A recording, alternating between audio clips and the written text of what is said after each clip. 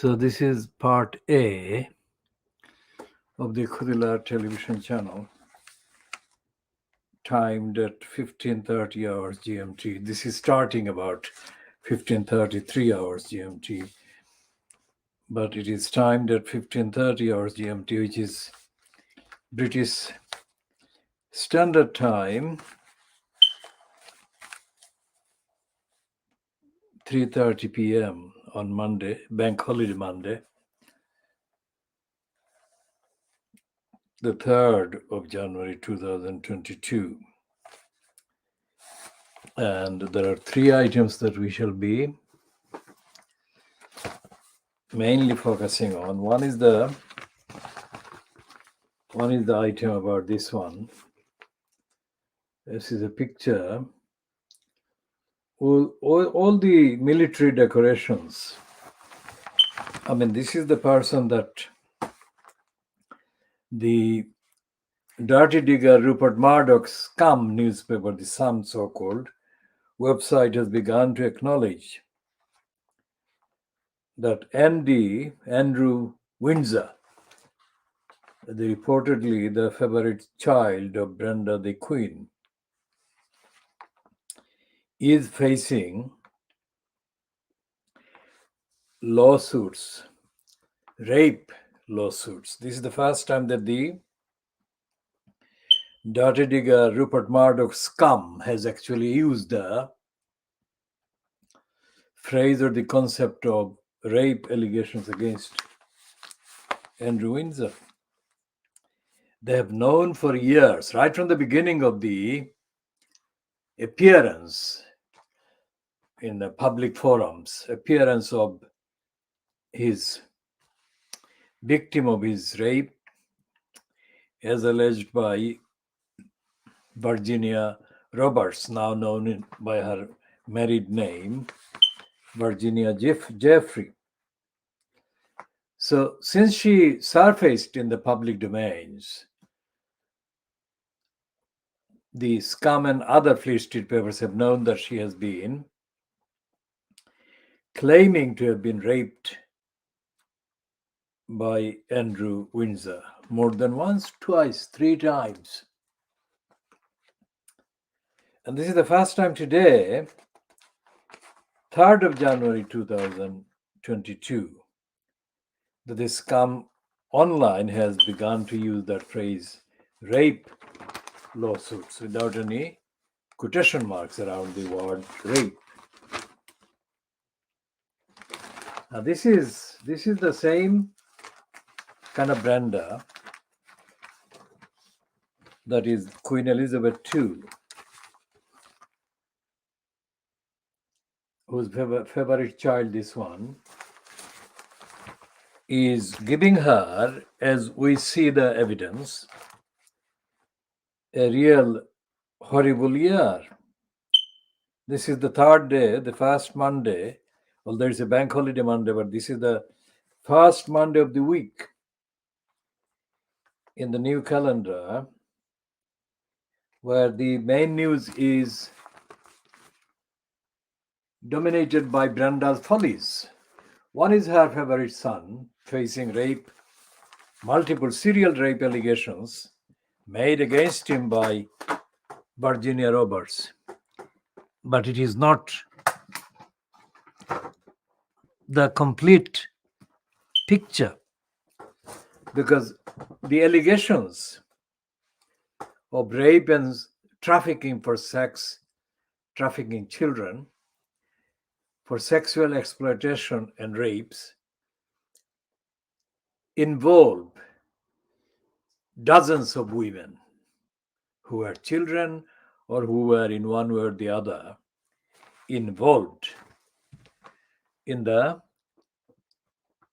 sexual abuse enterprise that Jeffrey Epstein operated and was managed for many years, managed by Ghislaine Maxwell. This is the first one that Brenda is facing. This is the one about her favorite child, and the other is, of course, the mounting kind of criticism against Brenda, conferring, as we said in the previous edition yesterday, conferring on the criminal against humanity, Tony Liar, the highest version of the knighthood, the special form of the knighthood that has something to do with chivalry, the club of chivalrous people. In the domain, nothing could be more inappropriate, false than that, especially when that is linked with Tony Liar. Tony Liar actually committed multiple crimes, big crimes involving the murders of innocent people. And Tony Liar has never, ever been held to account, has never been tried, although there have always remained calls for him to be tried at The Hague, at the International Court.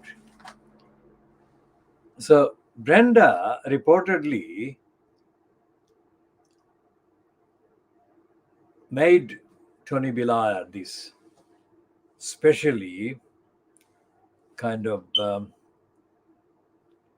designated knight. And she's facing this demand. I mean, although this is only expressed in a petition that has been signed by under 400,000 people at this time, I think. And the petition is addressed to the parliament, not to Brenda herself. Although she is not being asked personally, but the demand is that that knighthood that she put on him should be withdrawn, is of course going straight at her. And depending on her mental state, we don't know what her mental faculties are at this time. She's in her 90s. So if she has got functioning mental capacity, then these news items, these events cannot be making her pleased about her behavior, because this son of her, the favorite son of her, according to reports,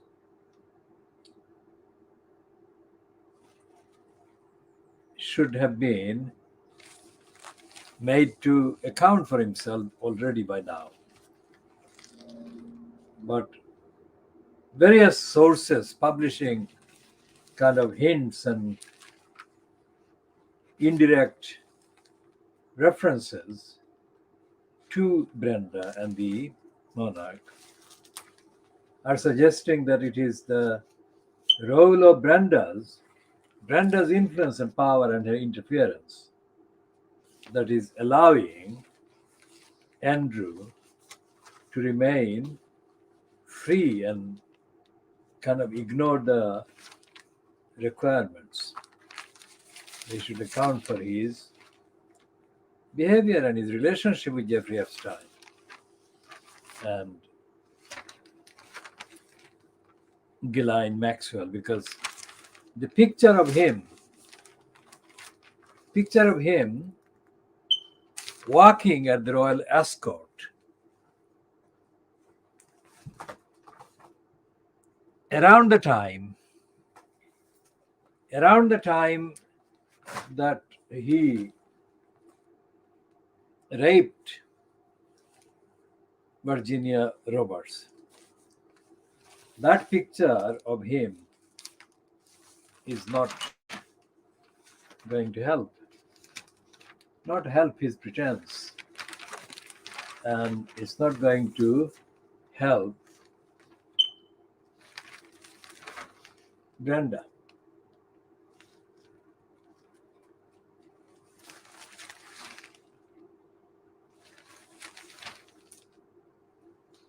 Now there is this item in the daily buying Boris Johnson graph. As we said, Boris Johnson graph has got one of the dark kind of elements, characters in Theresa May's regime called Nick Timothy. Now, Nick Timothy is saying, this one is about Tony Blair, of course. This one is saying, like it or not, we are still living in the shadow of Sir Tony Blair. Now, we don't call him Blair, but that is what they are saying, but we call him Blair. Now, Sikh Timothy was the kind of one part of the, or one half of the duo that combined together and made the main kind of evil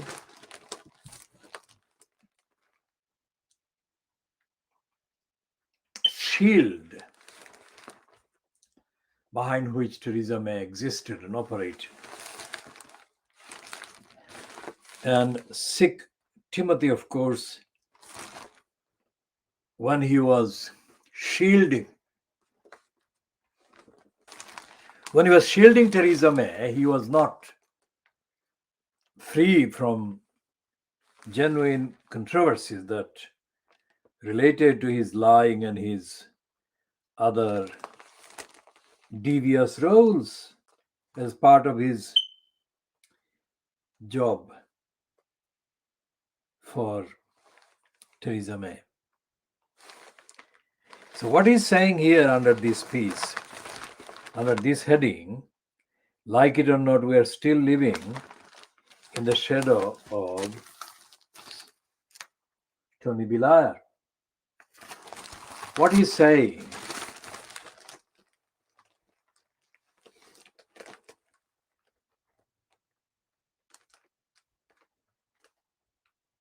is that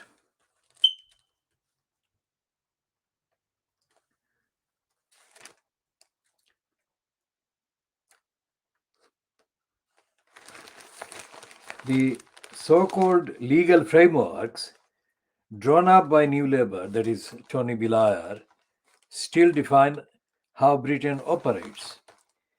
And this is a typically ignorant and stupid opinion piece and column by a columnist in the daily buying Boris Johnson graph. Let me say what I mean by this typical.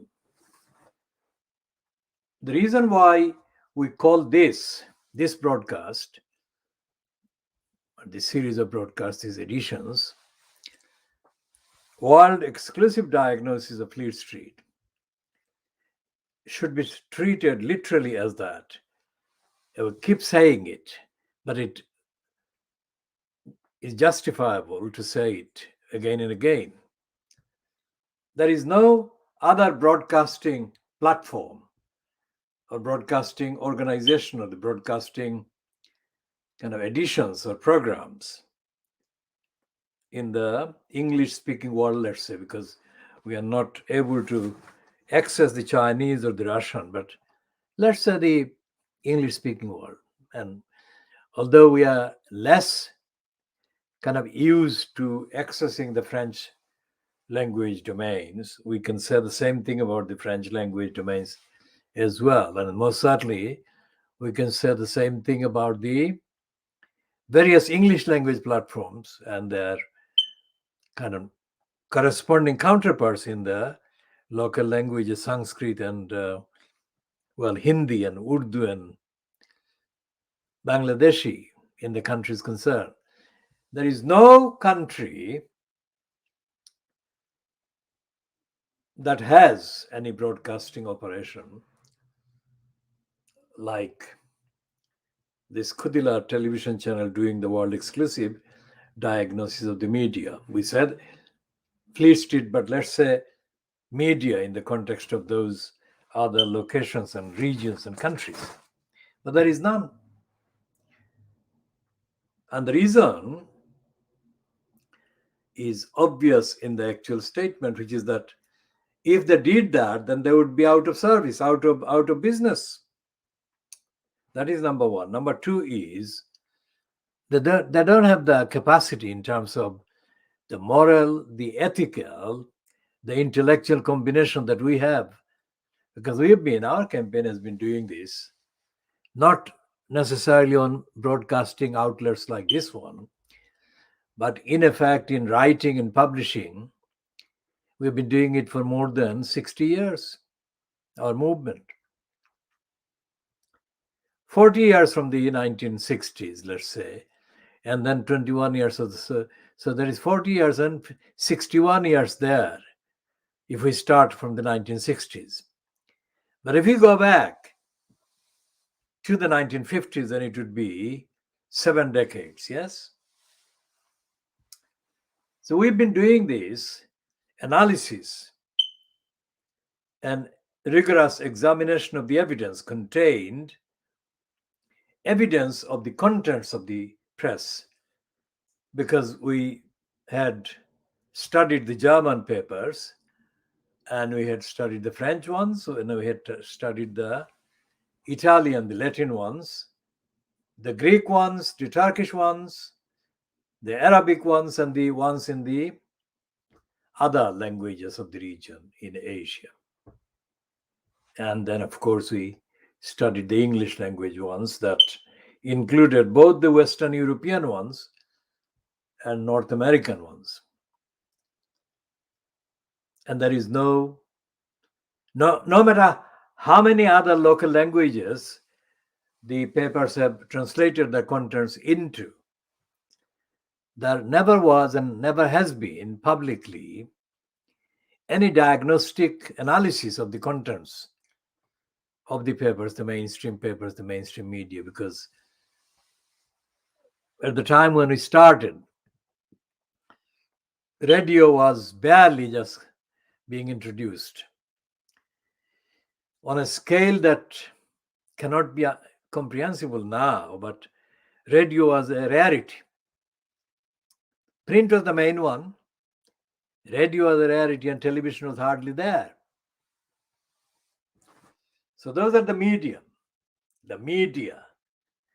What about the contents? The contents were not there. When television appeared, let's say, and when radio became more normalized, they had slots that did talk about, they did refer to the press and the media. But when it came to actually examining the contents, the role, there was nothing. There was nothing in the examination that could match what we are calling the world exclusive diagnosis. And the reason, apart from, in addition to the ones that I have outlined already, the other reason is, of course, the lack of morality, lack of ethics. The press, the media, the television counterparts don't have the moral kind of intention to tell the truth. And you can only do diagnosis if you want to tell the truth, and if you want to tell the truth truthfully, not as a tokenistic gesture. Not, for example, to take the example of Theresa May's diversity display. You cannot do diversity if by diversity you mean tokenism, which is what Theresa May did stage in 2017 when she kind of began to refer to diversity in her administration. Now, Nick Timothy has written a piece in the Daily Bribing Boris Johnson graph today, which is absolutely ignorant. He talks about legal frameworks that New Labour left behind. What does he mean by that? Because he's referring to things like the 1998 Human Rights Act. But he's not telling the truth there. He's referring to that, but he's not telling the truth about why the 1998 Human Rights Act had to be enacted. And I'll tell you.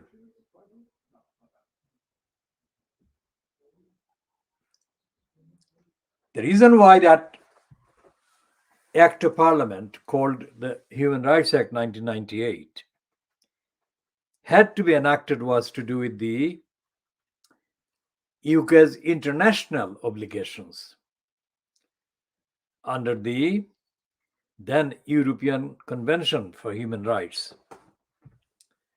And that convention itself was, and we have been saying before, a continuation of the obligation owed internationally by every signatory and a member of the United Nations.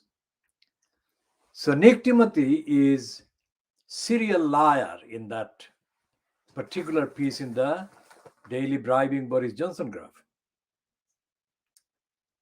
He's denying the UK's international law, constitutional law obligations.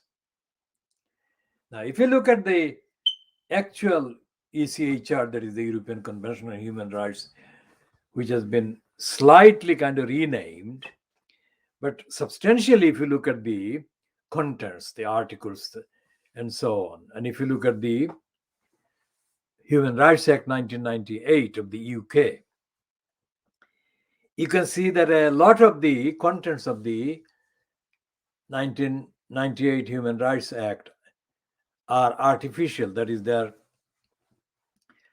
misleading and they're missing some of the key elements of the ECHR.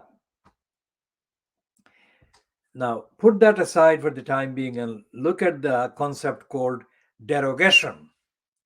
In international law, international treaties and agreements, etc., a signatory state, and it's only among states, it's not among citizens, not among campaigners, not among dedicated campaigners like ourselves who do know what we're talking about. But the procedure, the bureaucracies are limited to the states becoming members and signatories. And individuals or campaigners, no matter how superior in terms of knowledge, ethics and morality and relevance, individual campaigners or campaigning groups are not able to contribute to the international debate that goes on among states. So therefore, when there are agreements, there is this provision called derogation. And derogation means that if a particular state considers that implementing a particular obligation under the signed up treaty would jeopardize their internal state security or national interest, then they can be exempted from implementing that particular provision. That is called derogation. But derogation doesn't apply to the case where the likes of, if you like, Tony Blair is being given this honor, so-called, without him being held to account, because holding a person who is responsible for massacres, genocides, to account is not a threat to the national security whatsoever. It is a duty of the patriotic state to actually hold a criminal mass murderer and genocide orderer, if you like Tony Blair, to account. So the Sikh Timothy's stupidity is typical because all the newspapers, for example, the Daily Mail or Mail on Sunday, their website is saying that the 300,000 strong petition, strong at the time, let's say, that is yesterday, the 300,000 petition signatures calling for the withdrawal of this honor or knighthood from Tony Blair. The petition signatories and people who are signing the petition are doing that against the role that Tony Blair played in the war with Iraq. And we say that Iraq was never able to match the military powers of the invading attackers, UK and USA. So we say, as we said in the previous kind of years, well, nearly 2 decades, nearly 20 years ago, we have said, and everyone who has genuinely kind of understood what they are saying against the war has said that it's not a war with Iraq, it's a war against Iraq. It's a very different proposition altogether. So the Mail is wrong, the daily buying, bribing Boris Johnson graph is wrong, and the Time and the others are as wrong as the Boris Johnson graph and the Daily Mail.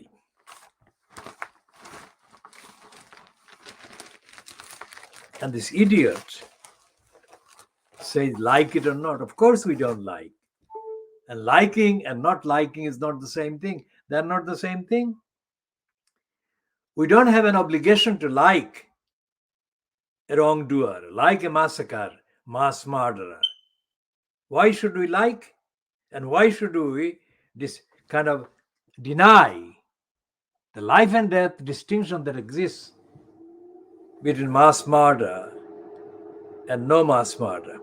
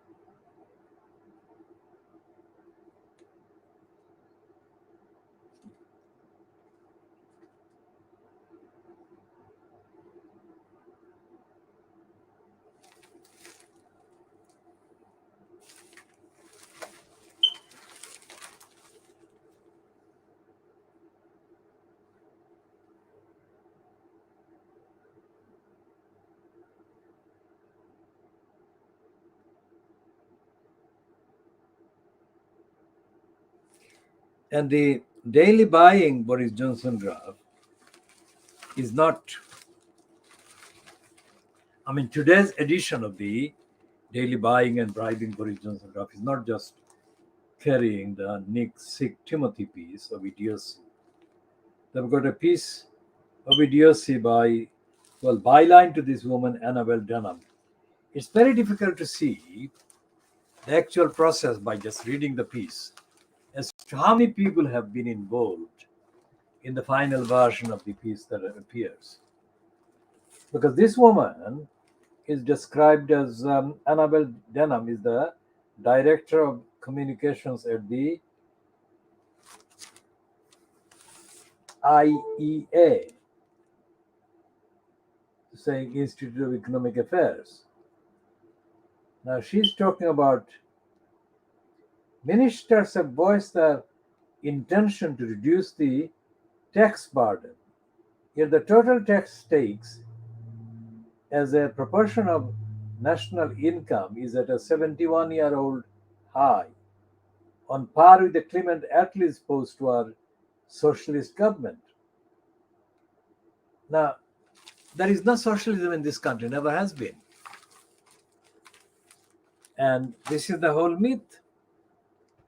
Even when people talk about the National Health Service as a product of socialist thinking, the evidence of the National Health Service shows that that is not true.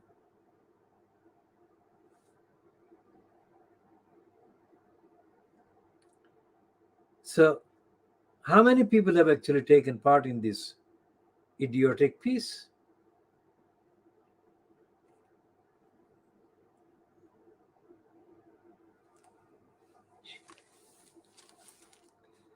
She says that tax is not kind of low, and she demands that tax should be low or lowered.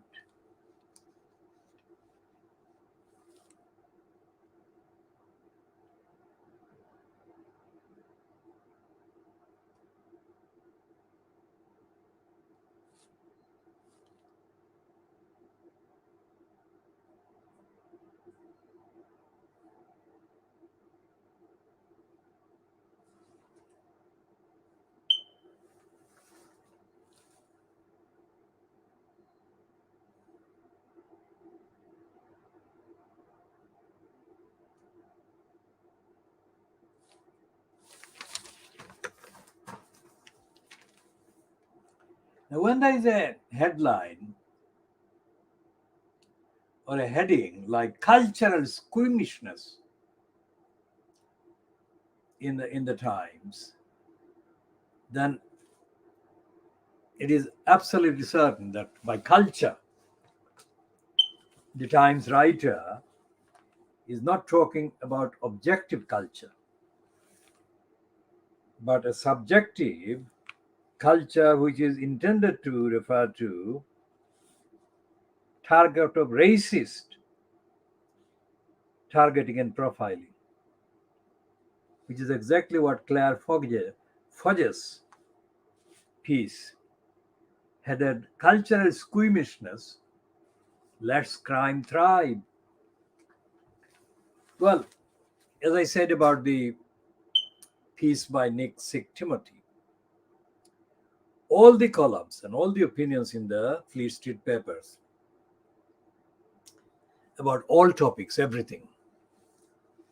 This is the world exclusive diagnostic statement that I'm about to make again, because we have been making this from the very start. And since before the broadcast form, we have been dedicating our resources and our analysis and our thoughts into distinguishing the lies from the truth that they hide.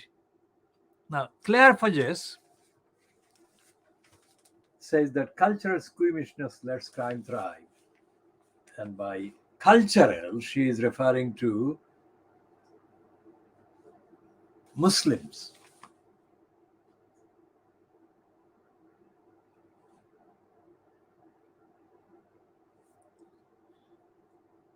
Here is the descriptive second line after the main heading. Hypersensitivity about race and religion has become a barrier to the investigation of appalling abuse as an extremism. Now, she is referring to the independent inquiry into child sexual abuse, which has estimated that there are potentially 250,000 children in England and Wales receiving education in supplementary schools with a faith focus. And the next thing she will say is a Muslim, such a Muslim school. Let's read the next sentence. The fact that they can't be inspected like regular schools, makes some of them a haven for abuse. Last week, a former pupil at an Islamic school, get it?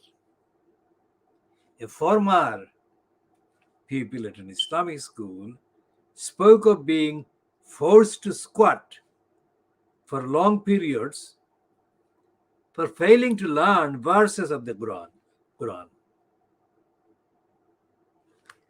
Just to make sure that she doesn't get mistaken for being anti-Muslim, she hastens to refer to the former pupil of an ultra-Orthodox Jewish institution in London spoke to the Times about the beatings he had endured at the hands of teachers wielding kitchen implements and belts.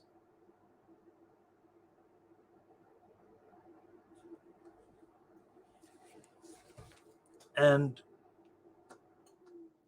the picture that her article, Claire Forge's article, has is of the child Star Hobson who was murdered in Bradford. But the child Star Hobson is not Muslim, not Jewish, not as far as the descriptions of him have been accessible.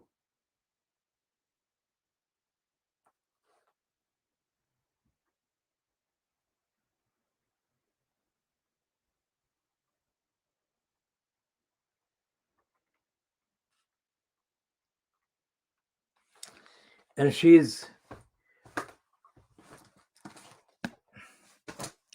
Claire Forges is an idiot because she's not talking about the role of the judiciary.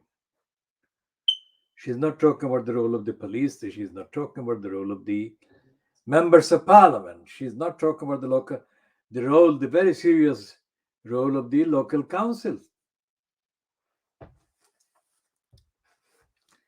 And just to move over for a minute to the discussion or the piece that the Guardian has published online, that is what we have been able to access so far today, which has said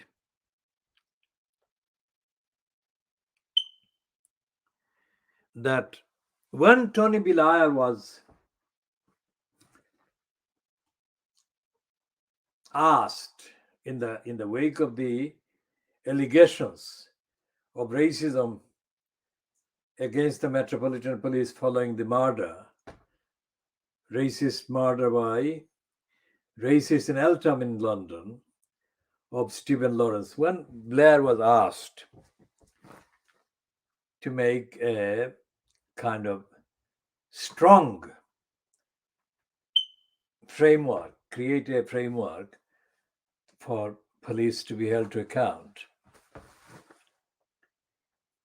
Tony Blair dropped the idea because his advisor, a man called Lapsley, according to this piece, suggested that if the suggested kind of auditing and accountability platform was created by the government in a piece of legislation, that the issue would swiftly become a cause célèbre to the Daily Telegraph, as it then was, because those are the years before the daily buying Boris Johnson graph abandoned its previous position and became an extension of the corruption of Boris Johnson, and a mutual corruption club was created between the daily buying Boris Johnson graph and Boris Johnson himself. So this writer is a woman called Nesreen Malik, who is very odd as a Guardian columnist, because the racist Guardian would never have an anti-racist as a columnist. No way. And when somebody called Nesreen Malik Or similarly, in the Times or the Telegraph's case, they have a Pakistani named woman as Arifa Akbari's. There must be a sting, which is that these people are diversity, exactly the type of diversity displays that I explained about Theresa May's stunt. They have Pakistani name, or they have kind of Muslim name or Arabic names like Nasrin Malik. But the real input that they are allowed to make, or they are in positions to make, is exactly what the Guardian wants them to make, not what the truth tells them to make. So Nasrin Malik, Arifa Akbar, and others like them are female kind of tokens, female samples of the exhibition, diversity exhibition. They are not telling the truth about the organization that they are employed in or hired by, but they're telling the truth as those organizations want them to tell. Not the truth, but a diluted version of the evidence, so that the likes of the Guardian can say that they have got a diversity display, and it's more often a Muslim woman than a Muslim man. So they have the gender thing there, and they're kind of ticking the boxes while leaving the truth unsaid, unspoken. So this Nasrin Malik piece today, Monday, the 3rd of January 2022, says that when Blair was given the advice that he should bring into being genuinely rigorous auditing process for the police to stop racism, one of his advisors said that if such a move was taken, that the Telegraph would grab it as a cause célèbre, and it would do damage, political damage to the Labour Party as fronted by the Tony Blair. So Blair dropped the idea altogether because apparently the Daily Telegraph would attack such a move. Now that's a complete criminality. If that did happen, that is absolutely absurd and criminal. Newspapers are not to lead the government. Newspapers are to report what the government is doing, or what objectively the evidence, existing evidence on an issue, says is happening. And what happened to the kind of various complaints about the police role following Stephen Lawrence's murder by racists is that to this day, this is now 2021, and Stephen Lawrence was murdered in April 1993. So that's 28 years now, nearly 30 years since Stephen Lawrence was murdered by racists in Eltham. And to this day, nearly 30 years later, his parents, although they are themselves separate from one another, but on this one, they are not separate because the evidence is the same. Both his parents are saying that justice was not done, that the racists were not held to account, that the police let them down, and that the reason why the police let them down was because of police racism and the absence of any accountability process for the police and the police conduct. That's what the two parents of Stephen Lawrence are saying, and they have been saying it for the 30 years now. So whatever Tony Liar said he was avoiding, that is to say, a cause célèbre by the Telegraph, whatever he said he was avoiding, the cause célèbre, the absence of such an initiative has not produced a solution for the victims of racism, for the victims of police cover-up of racism and racist attacks. And there is no answer in the piece that is byline to Nasrin Malik, which I don't believe is the piece that she has written independently. It's heavily doctored and heavily kind of edited, and whatever she originally might have submitted has disappeared. And she would not have submitted anything really truthful anyway, because she would have known that the truth must not be told if her career is to be kept.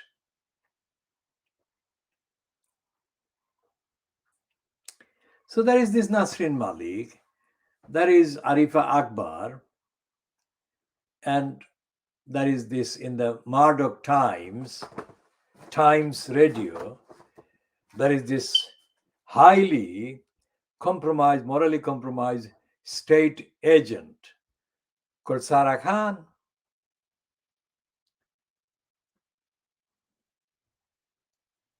And there is the long-time Pakistani-born stooge for Boris Johnson, who has been familiar with Boris Johnson projects for decades, since they were contemporaries at a place called Oxford, and so on. So there is no member of parliament of any party who is kind of active or vocal or speaking against racism at any stage.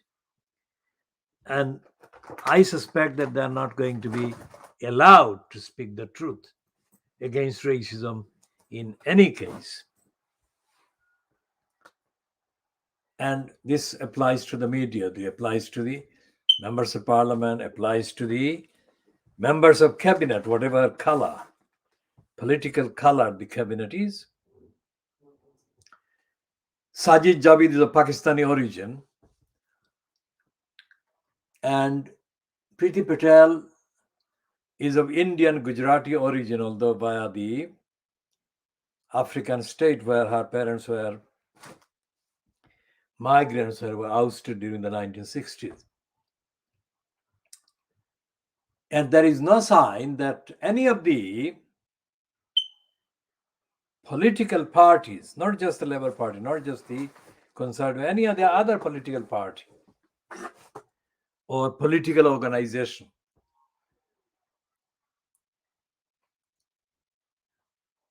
even wants to refer to the British Empire that lasted 190 years, 1757 to 1947, so that's 190 years. Which is why, despite the fact that this Windsor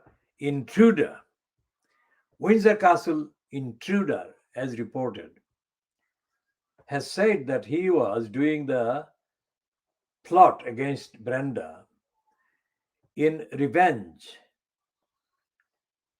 for the massacres of innocent protesters at Amritsar in 1919. General Dyer became instantly notorious for the massacre of the civilians, whom he massacred in cold blood. So there is no mention of that very serious event. No mention by the members of parliament from any party or any kind of group. And there is no mention of that by the Fleet Street papers.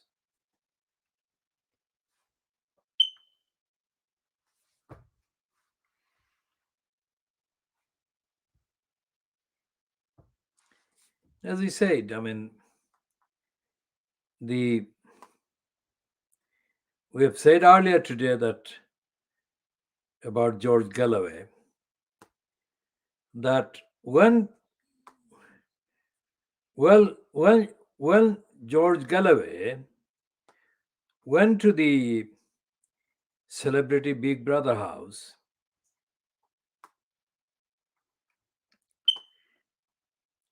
he was immediately targeted by Tony Blair supporters at that time, because that was January 2006 and Tony Blair was still in power and he was going to be in power for another year and plus. So immediately, Tony Blair supporters in Tower Hamlets Labour Party began a clamor against the appearance on the channel for Big Brother by the incumbent member of parliament for Bethnal Green and Bow. And here is this piece on the website called Celebrity News, which is dated 21st of June 2020. And its heading is Rula Lenska fears infamous celebrity Big Brother cat scene with George Galloway will follow her to the end of her days. That is the heading. Rula Lenska.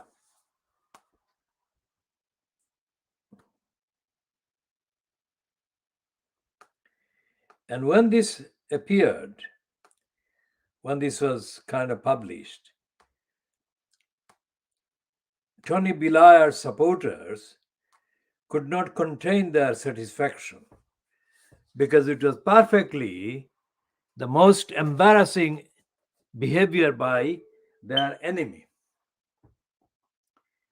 And if a recall petition was organized, which they were organizing with a very kind of high-profile campaign against George Galloway at the time, then it is quite possible that George Galloway would have been ousted as a result of the recall petition, because opinion among the electors in the Bethnal Green Bow constituency at the time ran above 70 to 80% against him. And it doesn't require a high kind of opinion by electors against him to kick him out. And Galloway would have been kicked out, no problem whatsoever, because his actual appearance as the MP at the May 2005, that is the previous year, election was itself not due to him being the kind of favorite by the people. He was kind of let in because we, the electors of the Bethnal Green Bow constituency, had decided almost 2 years before the election that we would kick Una King out. So if you kick somebody out and it's a constituency position, vacancy, then somebody else comes in, which is what happened with Galloway. So Galloway himself knew that he was doomed to be ousted. So when he came out of the Big Brother house, he spoke to a number of people he could confide in. And according to one that I spoke to, he was crying. He was very emotional and he was very uncertain as to what would happen. So we did the decision that we would not want Tony Liar to succeed. Nothing to do with George Galloway.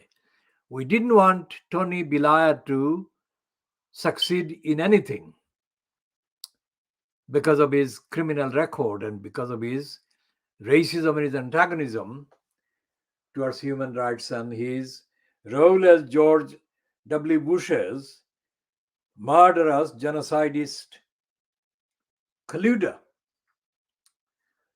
So the Khoodeelaar campaign decided to hold a series of events, democratic events, that would counter and expose Tony Liar. So we did that. And we saved George Galloway.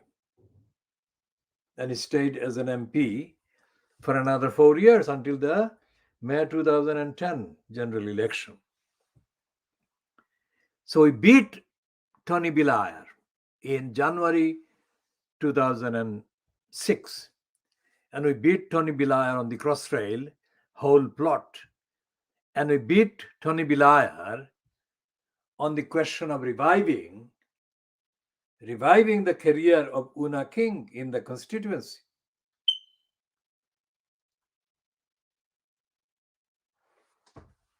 So therefore, what Nick Sick Timothy spews in the daily bribing Boris Johnson graph today is absolute rubbish. Because we are not living in the shadow of New Labour, etc., by way of the legislation, because the so-called legislation that Sick Timothy refers to, 1998 Human Rights Act, first of all, as I said earlier, about the derogation. And the second thing is that it never was used or could be used to defeat real violation of human rights and real violations of the rights that are implied in that act.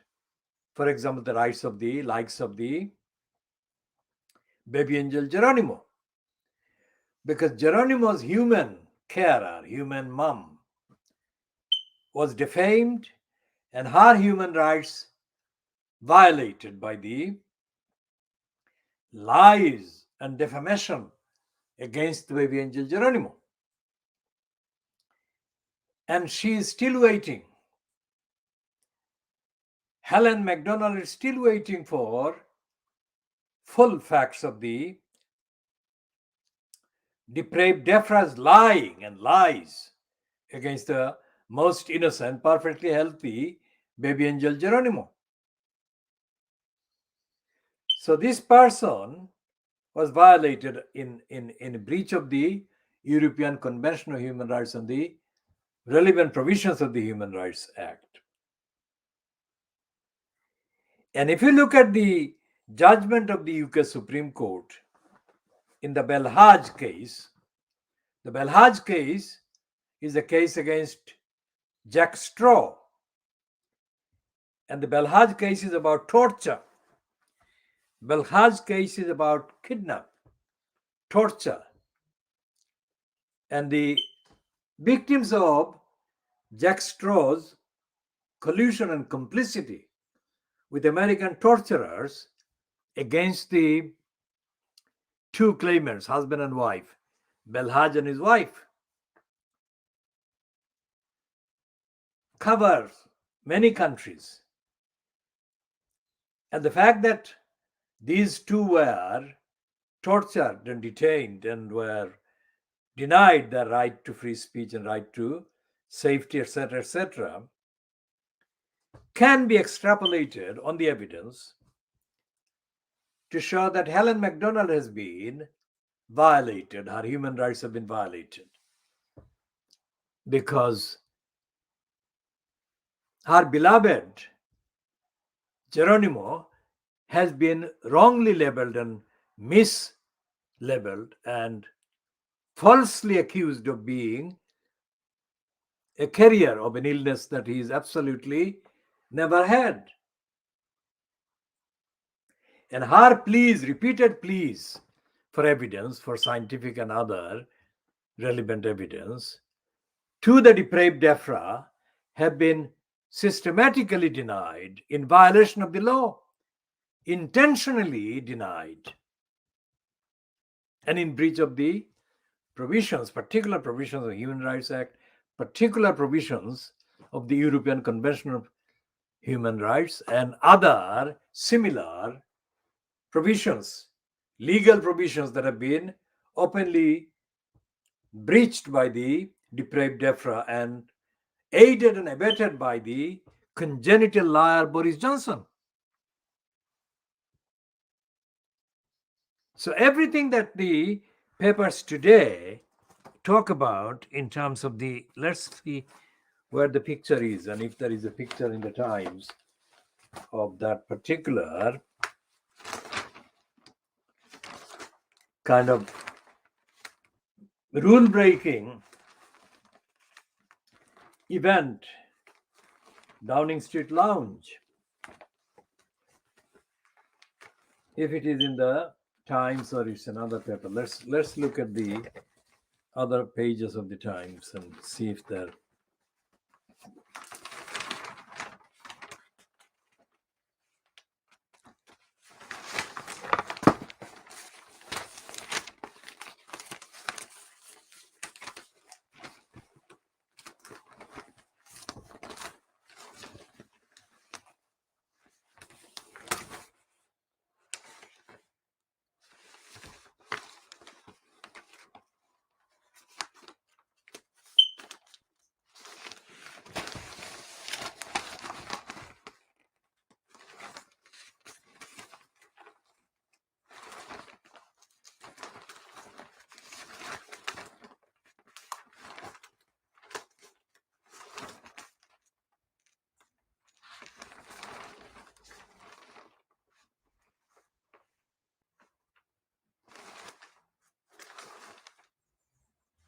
Okay, this is the Times on pages 14 and 15. Page 14 headline or heading is the squeeze on household budgets. Anxious stories tell Johnson. Ofcom's treatment of BBC under scrutiny. Knight all former Prime Minister, says Speaker. Well, that includes Gordon Brown, of course. And levelling up to wait as number 10 confronts COVID. Hancock and partner at cheese and wine party. And these are the pictures that have been circulated. The pictures originally published by The Guardian exclusively. So that is the kind of display or exhibition of the lies by Boris Johnson. Because what these pictures are about is that they routinely break the law.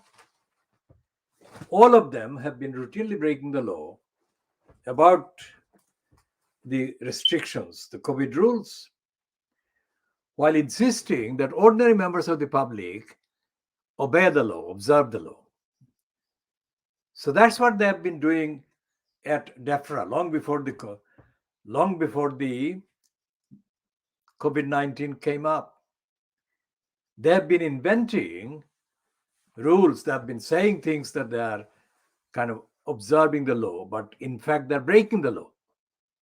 So extrapolate everything that they've been doing against the BabyAngelGeronimo and apply to each and every aspect of the behavior of the government in all departments. That's where the centrality of the integrity of BabyAngelGeronimo's witness and evidence becomes absolutely pivotal and central.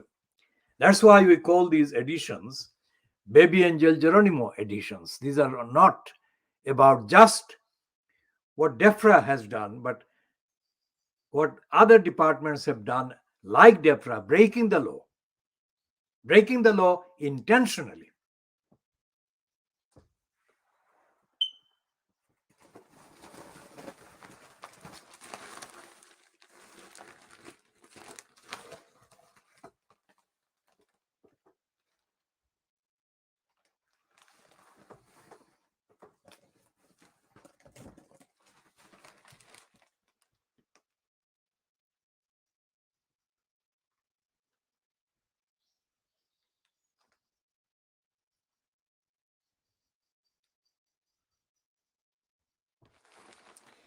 And even in the daily bribing Boris Johnson graph, which carries the Nick Sikh Timothy praise for Boris Johnson, there is a letter or two letters. I don't know, 1, 2, 3, 4, 5 letters.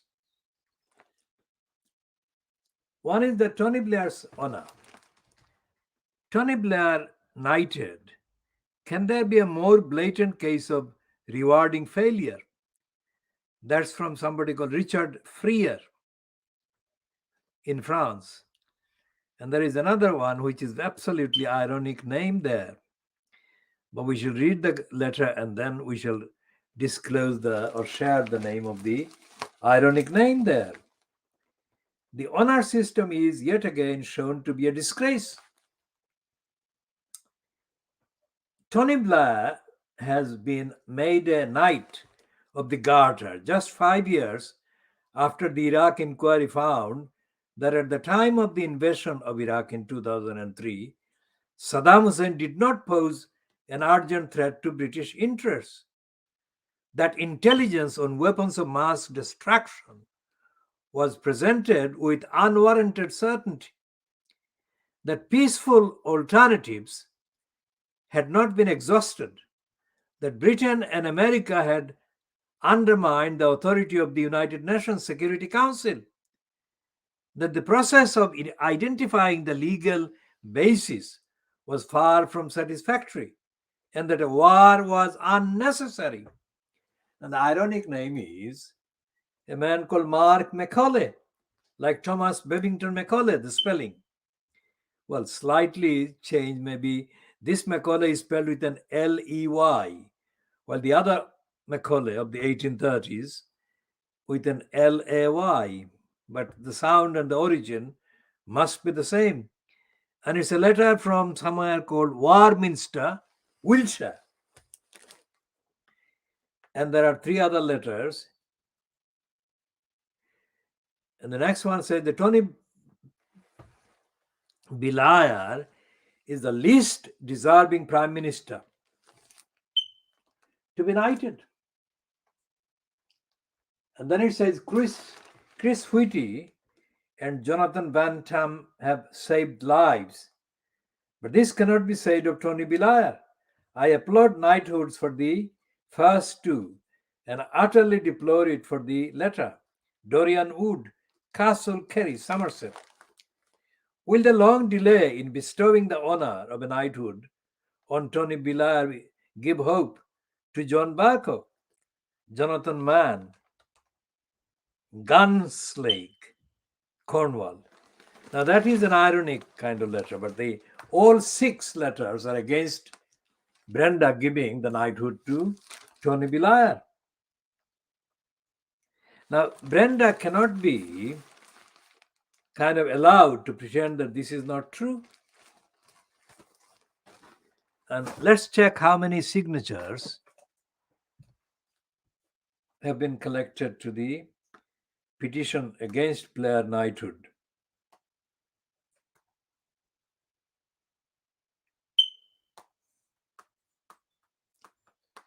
Blair knighthood.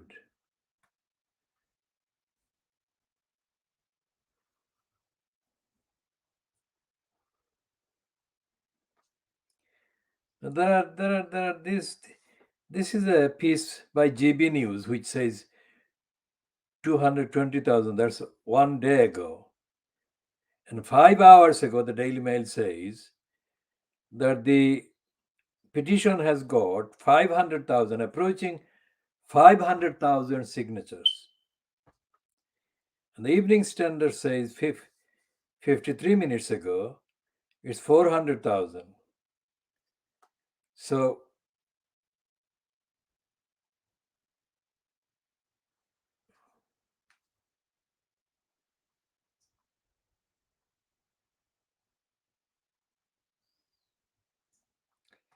let's see how many the Daily Mail website is saying. It says nearly 500,000 people have signed the petition against Tony Blair. Now this is timed at 16:04. What time is it now? 1644, so 40 minutes ago from now, 40 minutes ago from now, that was the situation.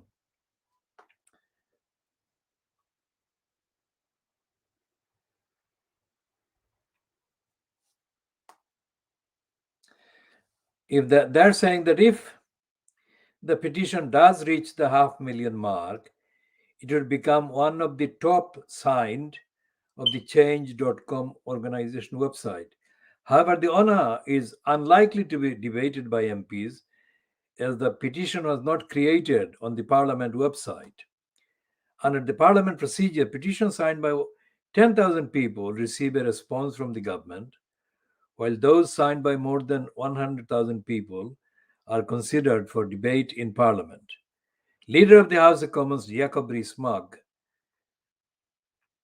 though said last year that petitions hosted on sites such as change.org, as with Mr. Blair on Friday, will not be considered for debate, regardless of the number of signatures obtained.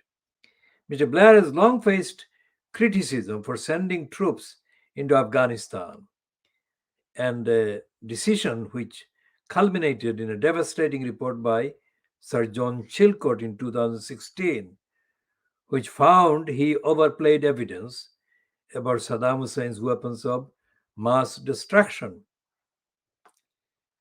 etc., etc. So, and there was this meeting on the 15th.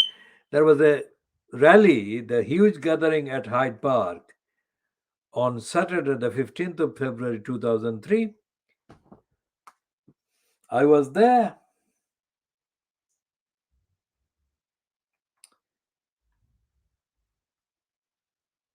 Now, the convener of the Stop the War coalition, Lindsey German, said Tony's knighthood was a kick in the teeth for the people of Iraq and Afghanistan.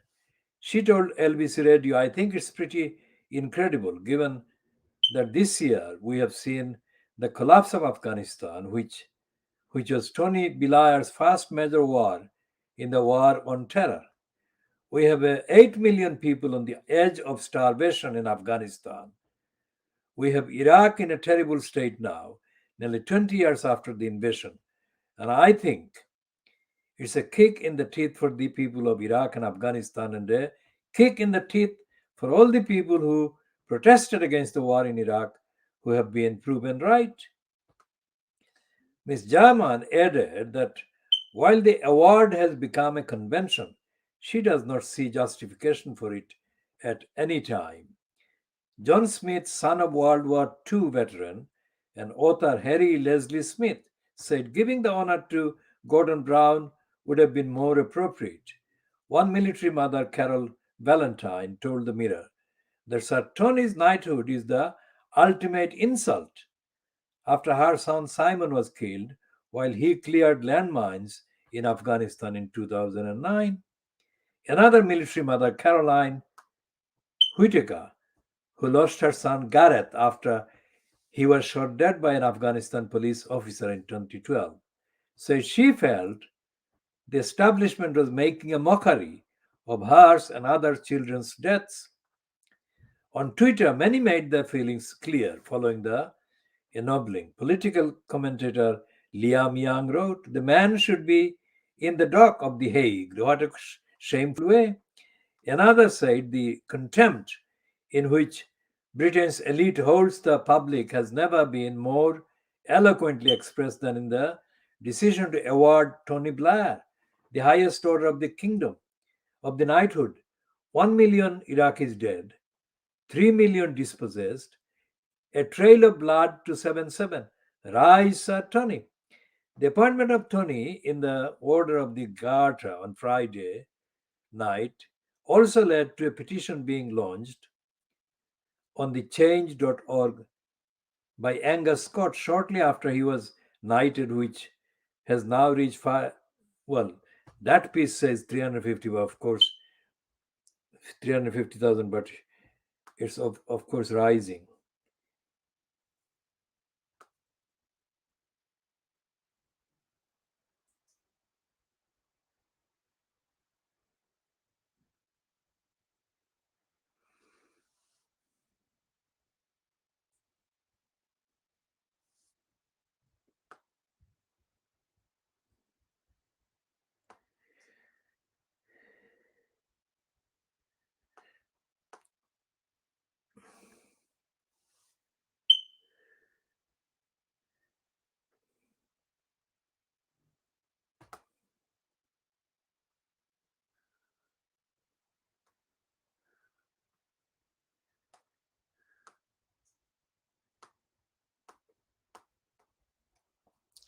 So the people demonstrated against the Blair war, no war on Iraq. That is absolutely right. The word is on Iraq. It was not kind of with Iraq, it was against Iraq.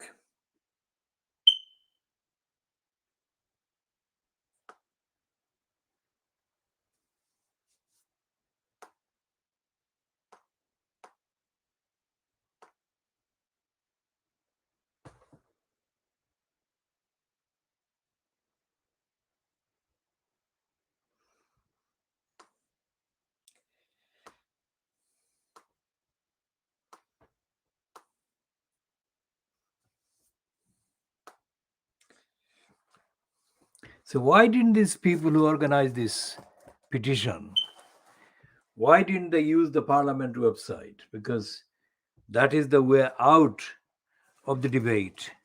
They don't want the debate. Any excuse will do.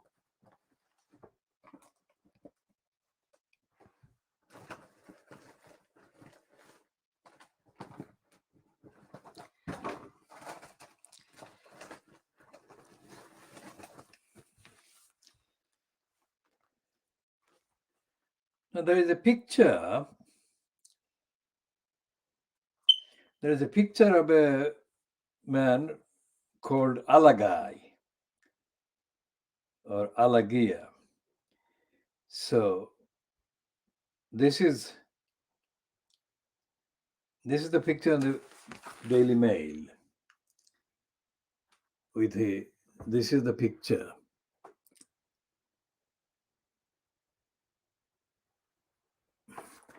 Now Alagai is a mental stooge and a racist stooge. Regardless of the reason why he is in the paper, Alagai or Alagia is of Sri Lankan origin, but is a notorious liar and anti-Muslim who jumped on the bandwagon of making anti-Muslim comments so that his career with the racist BBC would be secure. Now, in 1981, the Liar was involved in the so-called East End News project. And as usual, I was the campaigner against the racists controlling that outfit, especially the criminal racist liar, Mike Jemson. The criminal racist liar, Mike Jemson, I shall be elaborating on in due course. And Alagit, as I had to call him, Alagit, took the side of the racists, Mike Jemshit and others. So that is the explanation why Alagit got a job in the BBC, but he also worked for the liar called Altaf Gahar. We should talk about the liar Altaf Gahar in due course another time. Except to say that Altaf Gahar and I had a very loud exchange. And the exchange occurred at the Institute of Contemporary Arts when I challenged the liar, when he founded this Third World Foundation. And I called him a liar because he had lied to me in 1977 when I asked him about the media in the West. And he denied having said to me what he had said to me. So when I denounced him for lying, he was shouting.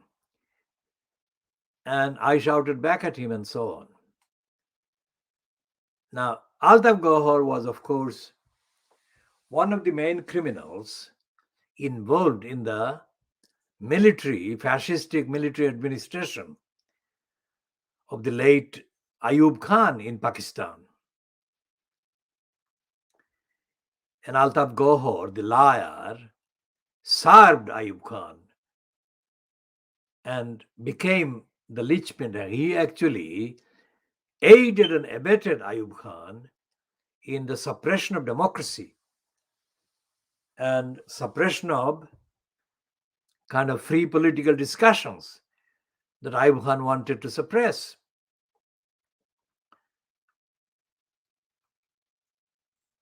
So George Alagai became a servant and a colluder of Altaf Gohar when Gohar founded this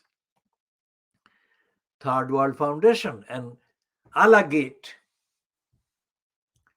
kind of slippery gate, he slipped his way into the BBC somehow, and so on. And he has not made any contribution to anything in terms of telling the truth against racism, advocating for justice for the ordinary people in this country, etc., etc.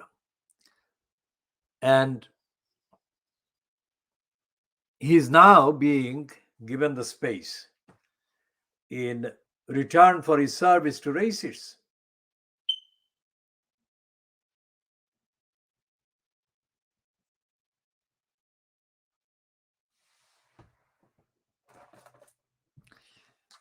How did he surface as he did at the East End News? He surfaced at the East End News in order to create a CB curriculum vitae entry, because until then he didn't have much by way of CB as a journalist. He got his CB and he got his career. And once he got this career, just like the Duke of Argyll, who said boastfully that once he married the woman with money, he could pay the bills. George Alagate then found it worth his while to have a go at the Muslims. Where had he come across Muslims anywhere for him to be allowed to make any comment against the Muslim community generally? I'm not talking about any wrongdoing Muslim. That is a different thing.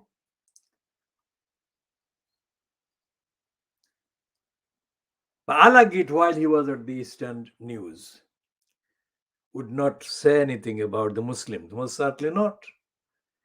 If anything, he would say things to appear as an anti-racist.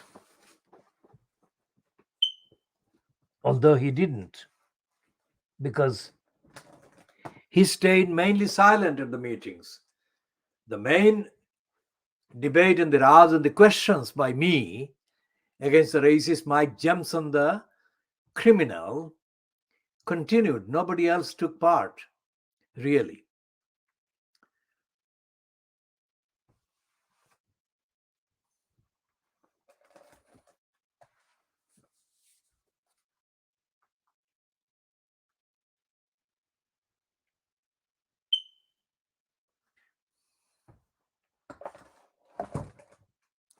So we have 6 letters in the Daily bribing and buying Boris Johnson graph against Tony Blair.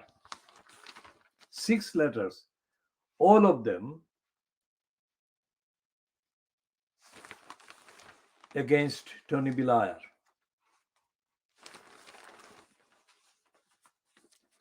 And there is a racist anti-Muslim piece by Claire Forges in the Times on page 21.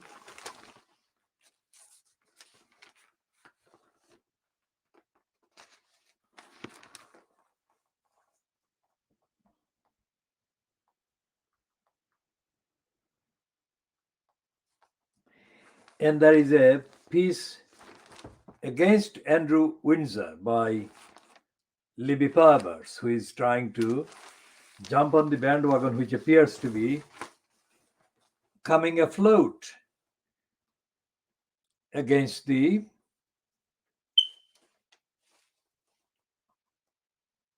alleged rapist.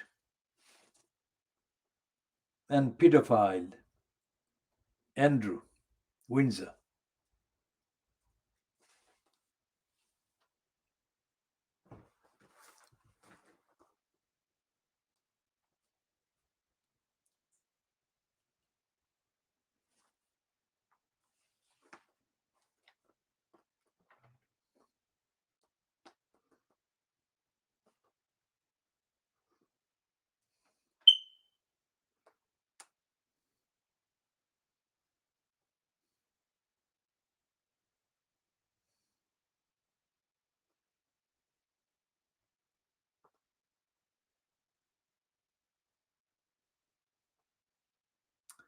And there is a letter in the Times that says that the service personnel involved in the UK's nuclear weapon testing program in the 1950s and 60s deserved honors, but they weren't.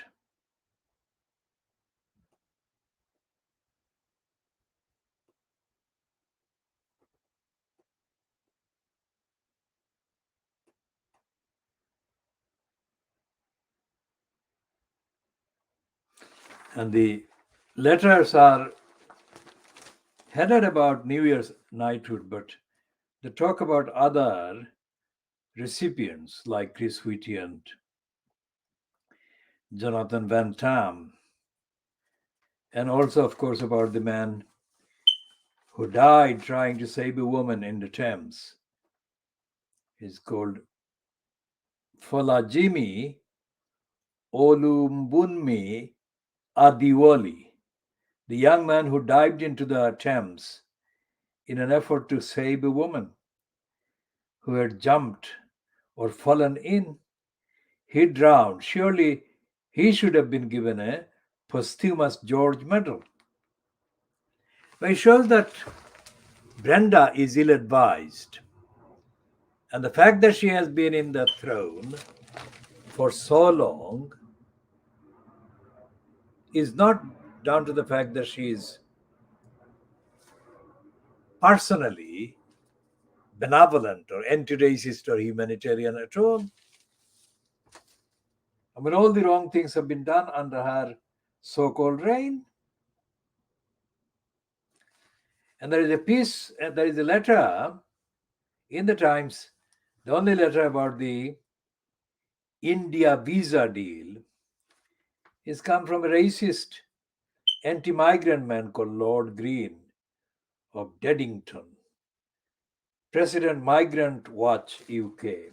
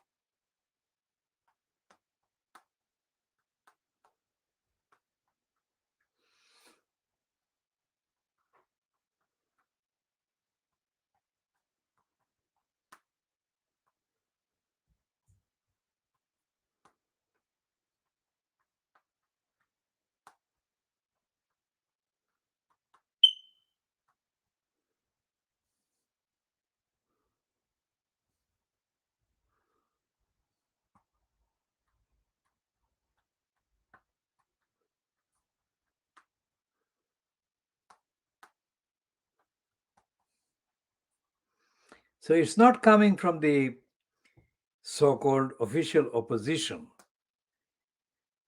How would it? Because the opposition is misled by, that is wrongly led by Keir Starmer, the political murderer of the Labour Party. And he's not fit for purpose.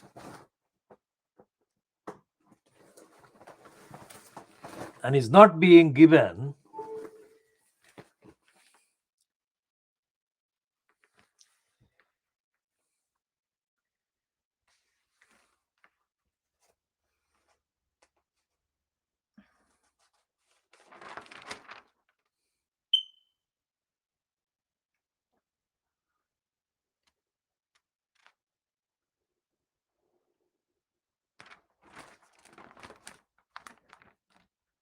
I mean, where do these people get this kind of money?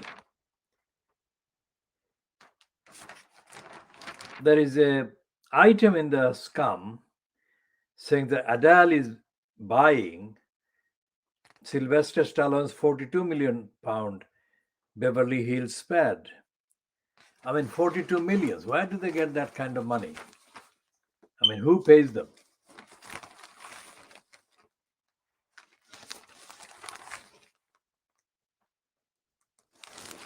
And there is a short, small piece in the scum about Ghislaine Maxwell. And the heading is Maxwell tried to pimp me to oldies. That's a claim by a woman called Rena O, 42. And she has got a side kind of dispute with Virginia Jeffrey, whom she claims recruited her or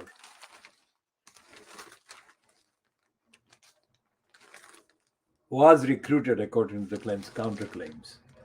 The point is that the number of people involved as recruited slaves or trafficked kind of sex slaves in the Epstein Ghislaine Maxwell ring is increasing. The number of people is increasing all the time, every day, especially doing so after her conviction on 5 counts last week. Because after the conviction, people are feeling a clear way is there that they can make their particular claims public against the criminals, which they could not do before this particular conviction.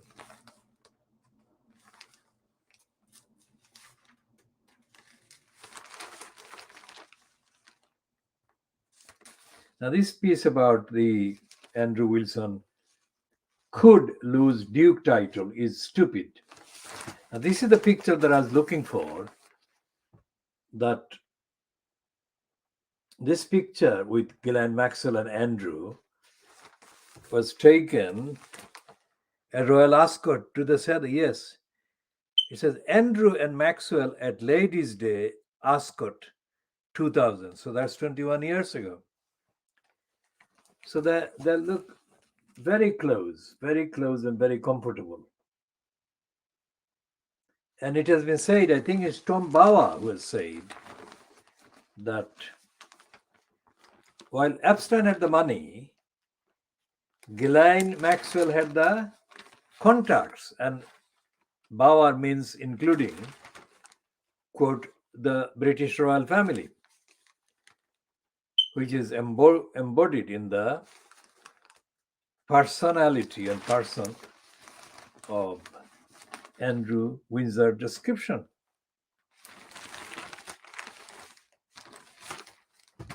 So what is Tom Bauer saying? Let's take a look at the actual contents of Tom Bauer's piece.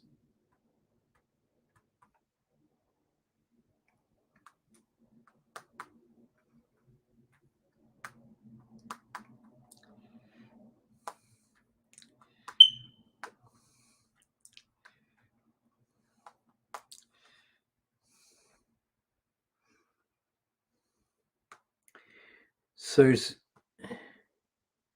in the Daily Mail. The time is, or the date is 2nd of January, which is yesterday.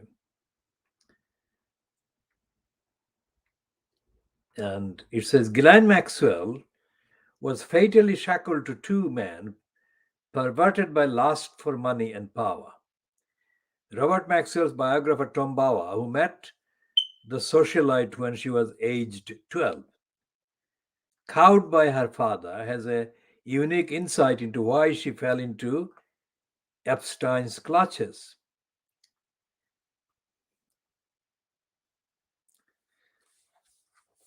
Now, this is a shameful kind of picture of father and daughter. There is no modesty there at all, is there?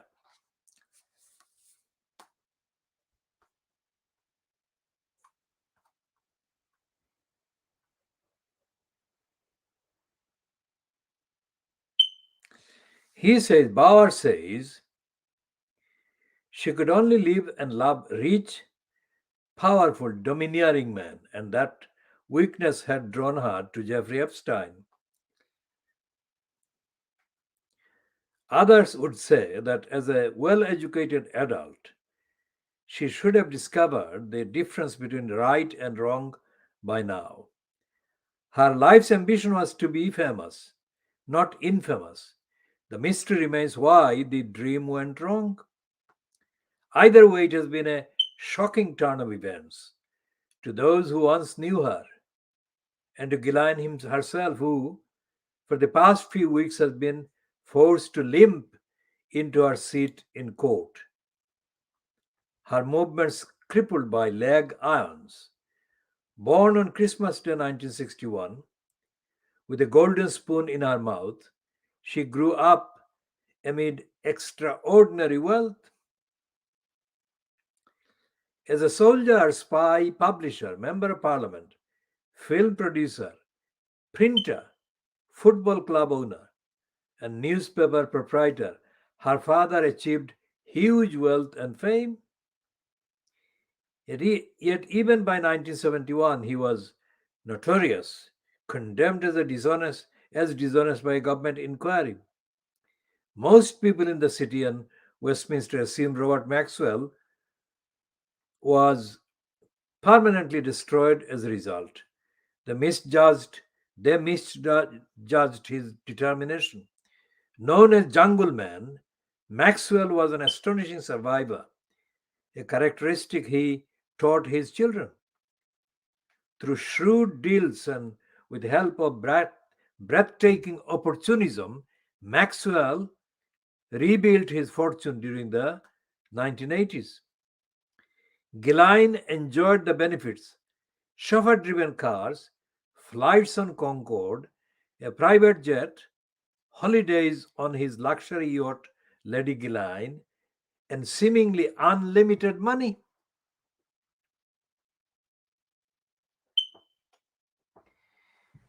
Renowned as a bombastic megalomaniac and global power broker, Maxwell moved between the White House, the Kremlin, Downing Street, and the leaders of France, Germany, and Israel.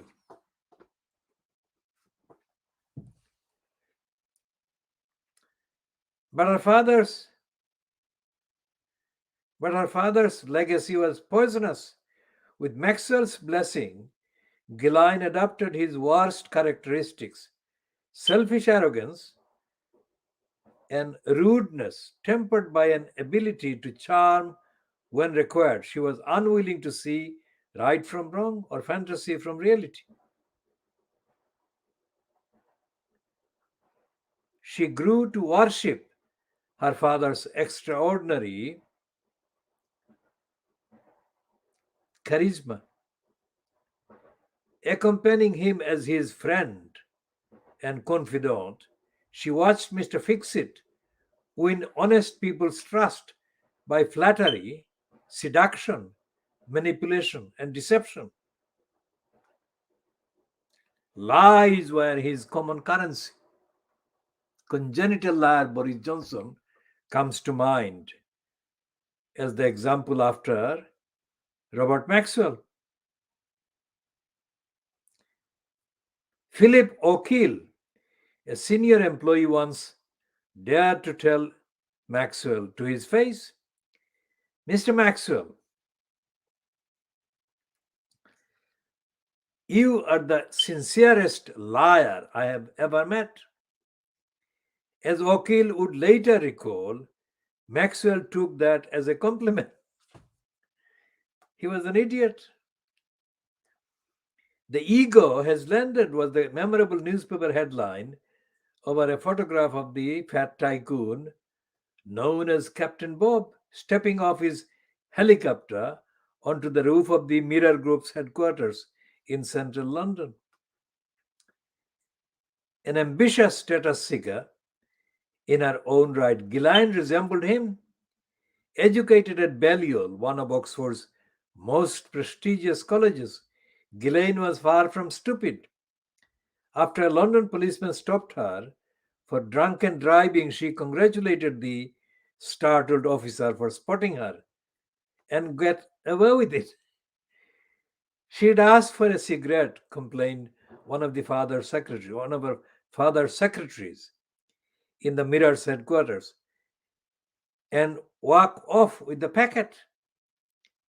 Ghislaine had good reason to be oblivious to those who called her a 21-carat spoilt brat. At the height of Maxwell's wealth and fame in 1988, her father confided that if she failed to become a millionairess at age 30 and falls flat on her face, I'll be there to help her up and tell her to try again. Although she probably did not know that he was gambling away the Mirror Group's pension funds through a series of grotesque frauds, she must have been suspicious. When on November 5, 1990, her father put her on Concorde to New York with an envelope. Inside were share certificates, which she handed to lawyers. After spending the day indulging herself in Manhattan's shops, she flew back to London and handed the signed documents to Maxwell. And as she found herself enmeshed in Maxwell's plot to plunder about £2 billion from his company's shareholders. In that same spirit,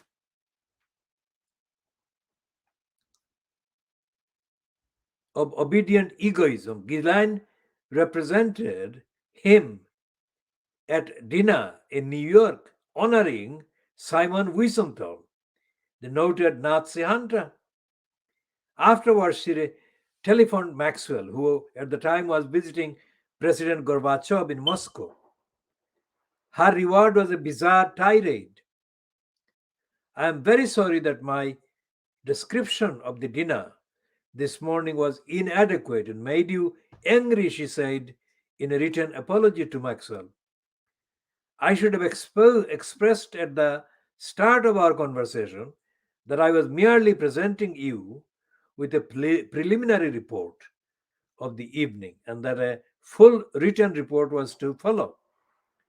The 29-year-old then gave a long description of how every guest praised her father and ended, I will call you again tomorrow to receive your precise instructions for the Kennedy wedding.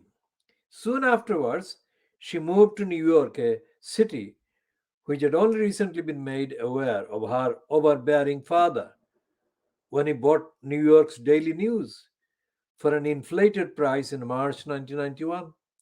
Every television station broadcast clips of Maxwell boasting of his wealth, while Ghislaine partied ceaselessly. That changed on November 5, 1991, when Maxwell's body was found floating off Tenerife. I'm in charge of the yacht now, Ghislaine told the yacht's captain. You will take your orders from me. I'm thinking of doing charters in the Caribbean.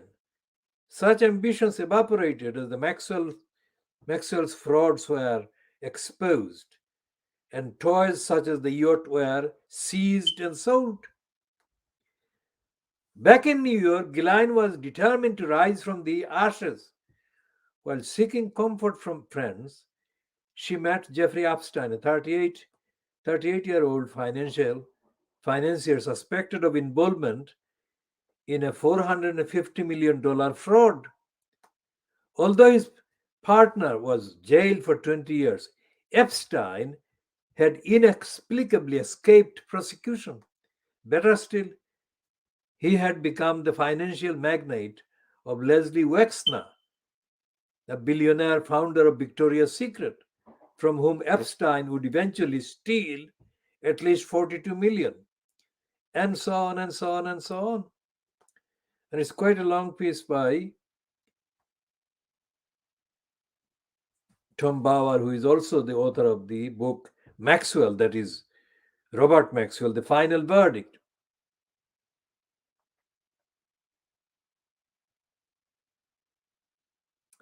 What he's saying is that she should have struck a deal and she should have actually escaped to France because she has got French nationality as well. She believed she was safe. Instead of flying to safety in France, from where, as a French passport holder, extradition was impossible, she remained in hiding in America. So Tom Bauer is saying that Ghislaine Maxwell was arrogant and she didn't care, really, because she didn't believe that she would be facing the kind of things that she eventually faced,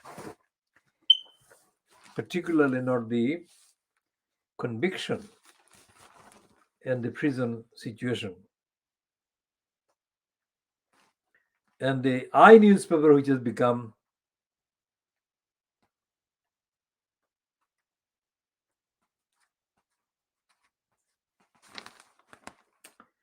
part of the Daily Mail. I mean, it's following the Daily Mail style, like Duke of York's lawyers to make new bid to dismiss sexual abuse claims. Now that is too late.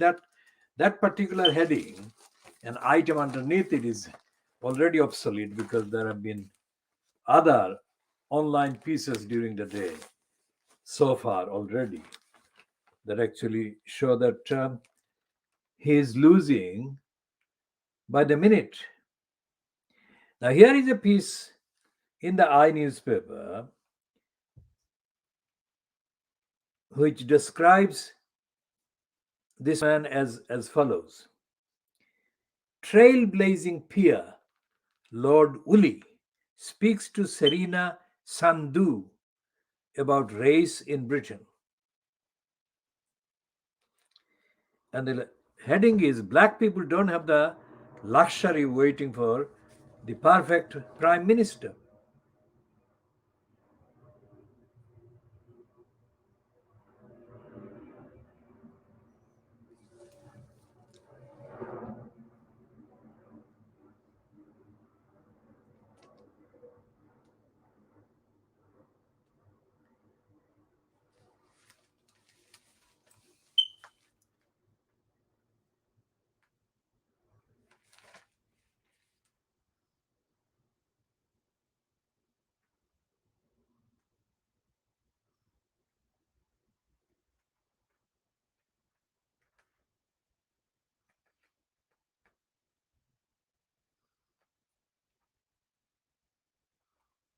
And it's full of promotion and praise for Woolley.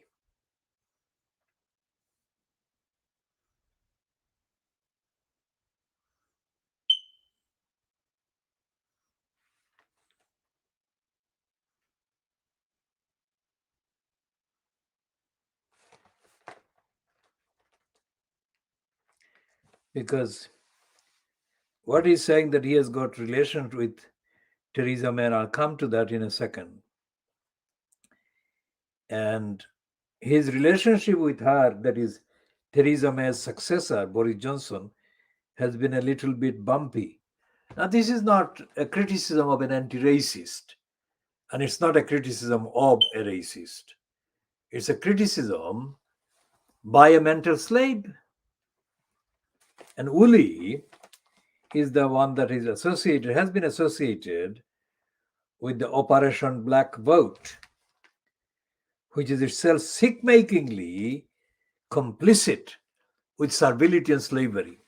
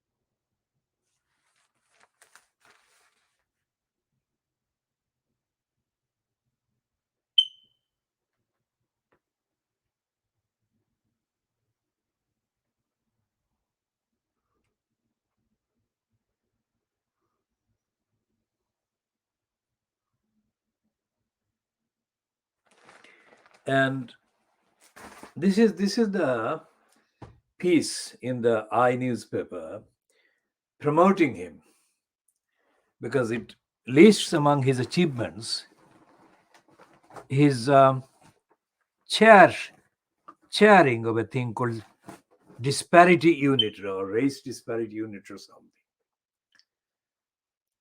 Now, this was the person who was among the exhibits that Theresa May had at number 10 Downing Street, sitting photographed around the table when she talked about diversity. And although he says that this thing says that Operation Black Vote was about increasing voter registration, this has become an agency. This outfit has become a kind of stooging operation. Like it could be used. The stooging operation would be to use it to shop,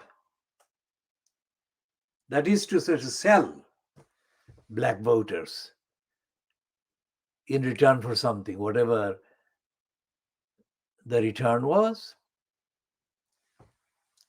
So it's not about holding those in power to account. It's to be sold to them. It's a kind of prostitution, electoral prostitution.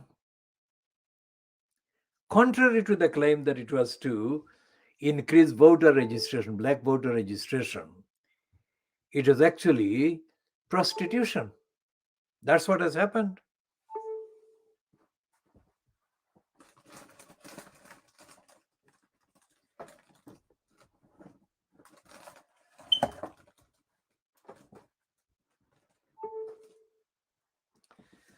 Because this Operation Black Vote has never kind of broke a campaigning news about racism electorally, racism in parliament, racism in the local councils, whatsoever. In fact, this Uli, the only time that I have seen him in Tower Hamlets, the only time that I've seen him appear on a platform has been with Lutfur Rahman. And Lutfur Rahman has never been campaigning at all. So this Uli appeared at the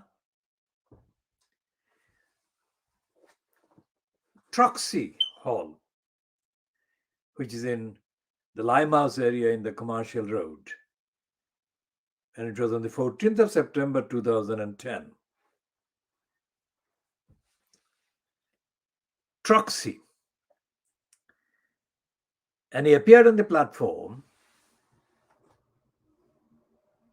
during the few days. I mean, that platform was created on the 14th of September. It's a short time, it lasted a short time, but that was the time when Lutfur Rahman was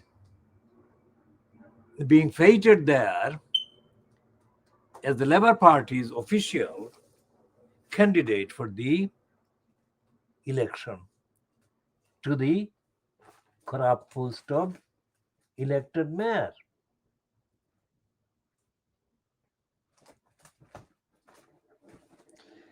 That was 14th of September 2010. Now, at the gathering, somebody they had provided food. There were tables full of people, most of them Bangladeshi people. And I, as I have always done, I refused to eat because I didn't know who paid for it. And I thought that providing food for the people who attended the meeting was corrupt. And Simon Woolley was one, and the other one was then Lewisham elected mayor.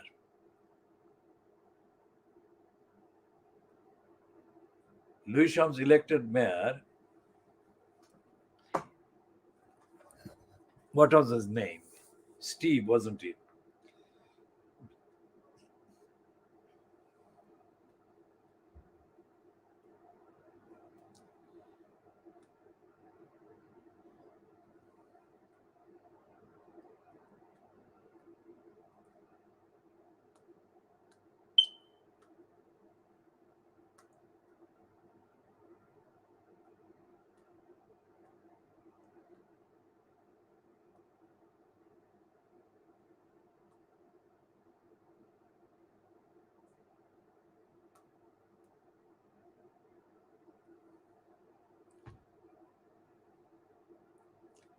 So the Lewisham elected mayor called Steve Bullock,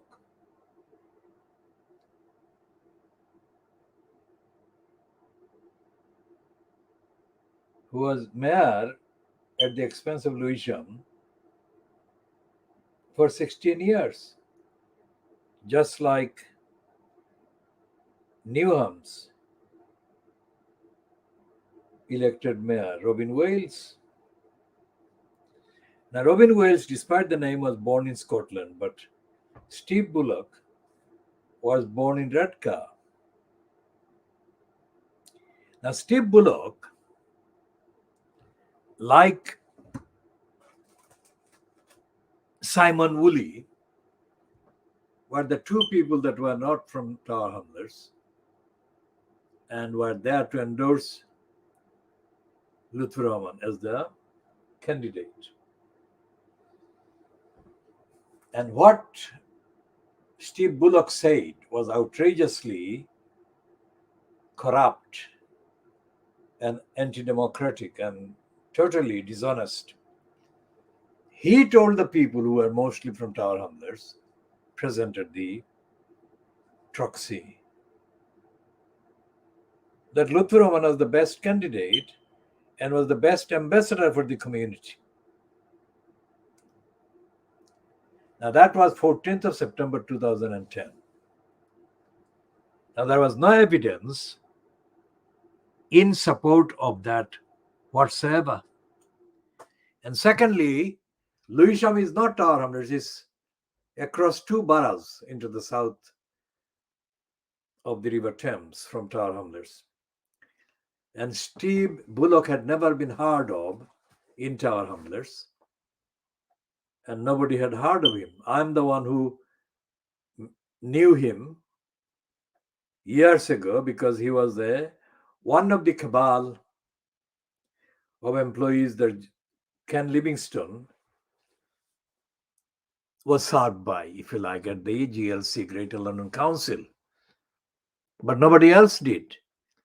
So Steve Bullock was a completely kind of made an absolutely unjustified, untruthful claim that Luther Roman was the ambassador, best ambassador for the community. Now, it's not like something happened and nothing in that connection happened afterwards. That was 14th of September 2010. And within a very short time after that, within weeks of that, Luther was not the candidate of the Labour Party anymore because of what happened with the Labour Party. National Executive Committee received a report called the dossier. And the dossier was submitted on behalf of Tower Hamlets Labour Party by Abbasuddin Elias Halal.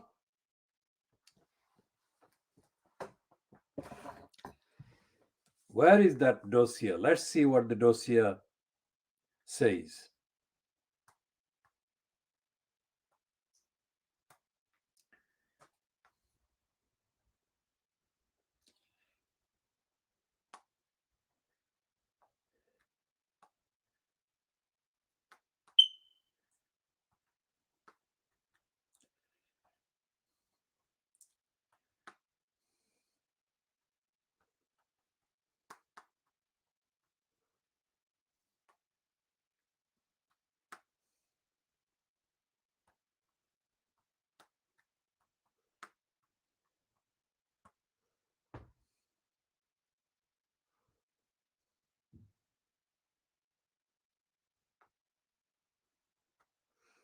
So on the 16th of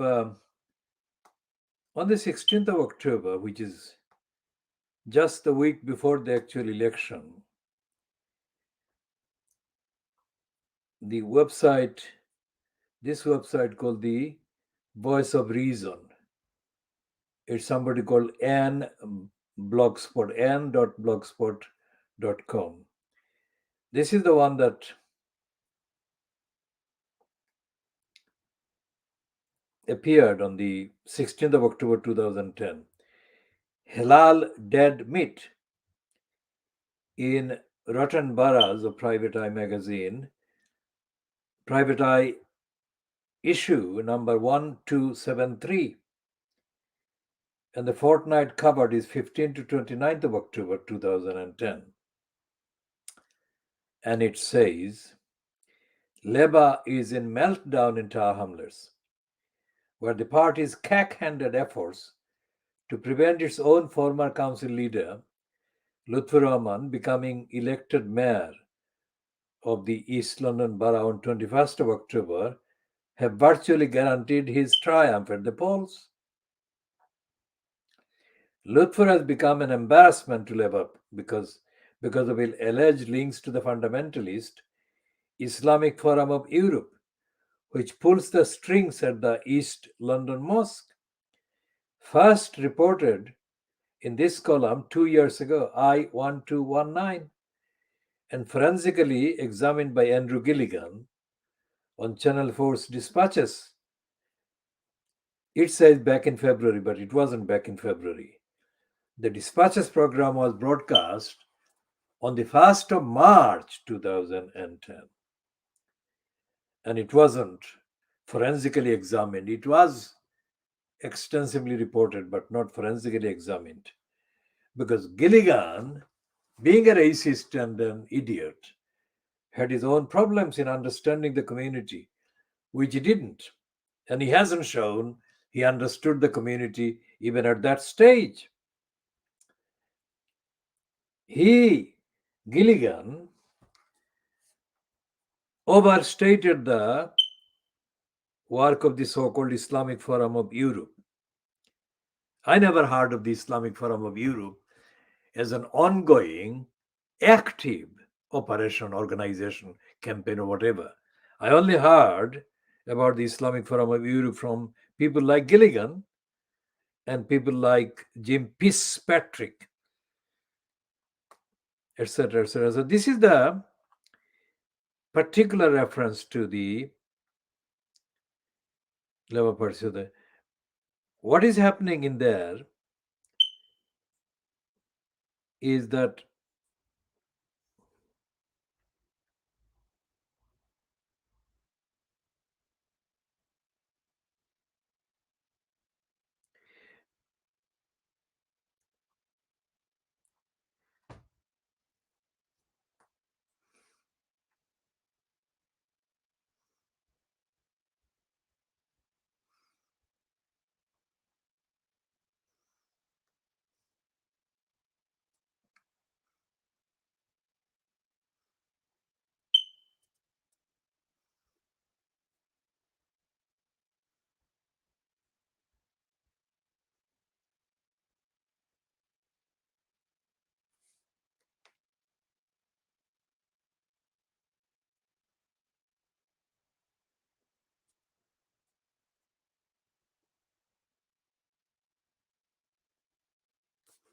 so the private lie says about Halal Uddin alias Abbas.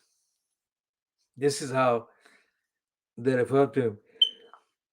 Abbas, a former bankrupt, is hardly a breath of fresh air, having appeared in this column on numerous occasions over the past decade. In a previous incarnation as a council leader in 2003, Abbas won the Eye's prestigious brass-necked Councillor of the Year award for pocketing a 49% rise in allowances, and ungraciously responded to the accolade by declaring that the eye readers were not sane minded and should get a life in I 1099. During his 3 years at the helm up to 2005, Abbasuddin Elias Helal took on the mantle of the fraud buster, and police opened investigations into four council funded organizations.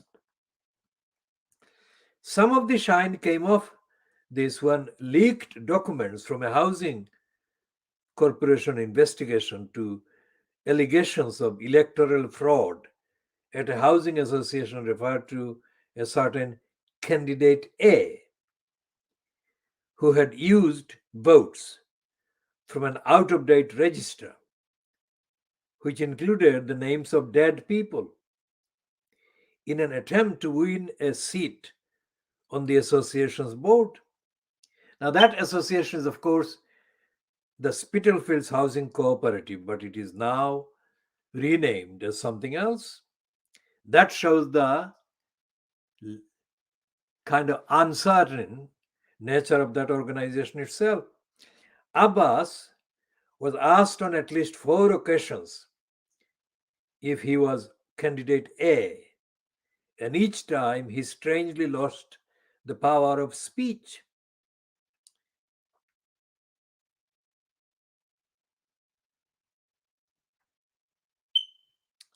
Labour has purged those Tower Hamlets councillors, 8 of them, who supported Lutfur Rahman's mayoral candidacy. These martyrs to principle include Rania Khan and Oliur Rahman, who were originally elected as Respect councillors in 2006. They then left to join a breakaway group called Respect Independent Party, RIP. Get it? At the London Assembly elections in 2008, the pair stood for the left list, but were then persuaded by Lutfur to join the Labour last year. Principles. Now you see them, now you don't. So that's the kind of copy published on this website called The Voice of Reason an.blogspot.com on Saturday, the 16th of October 2010. Now, what happened with Steve Bullock and Simon Woolley? Because after Lutfur became independent candidate and stood for election and got in, and then he began the corrupt career as the mayor. Neither Bullock nor Woolley were anywhere near the actual public platform where they should have been expressing concern against corruption and against dishonesty by the elected mayor that they had supported.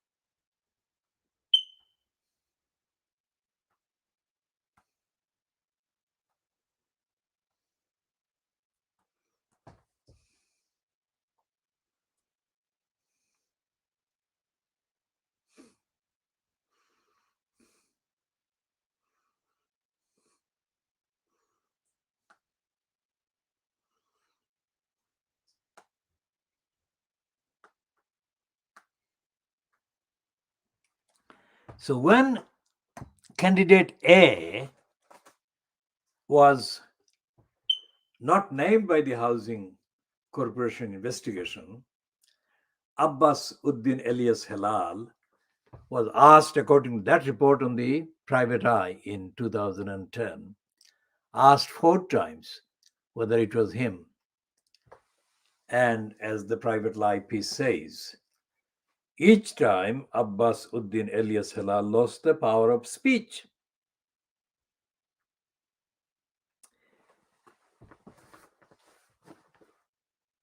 Now, when Lutfur Rahman began his kind of regime as elected mayor in October 2010, that regime was corrupt, dishonest, unaccountable, and completely scandalous because of the hundreds and hundreds of allegations against his regime. And one of the people who signed the petition in June 2014, challenging the election of May 2014, the second election to the post of mayor. The people who signed the petition were led by a man called Andrew Alam. And Andrew Alam had already been making waves by claiming to be against corruption. Now that was 2014. What is the year now? We are now into 2022.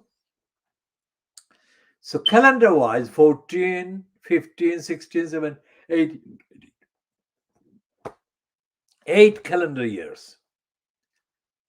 And Hrs Council is getting increasingly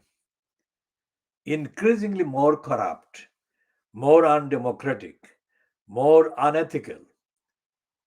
And yet there is no sign of any anti-corruption activities by Andrew Alam.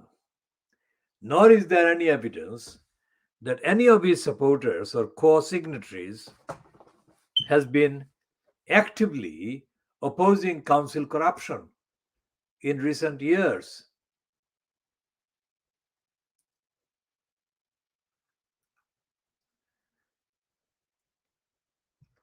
So when we say that Tony Blair would have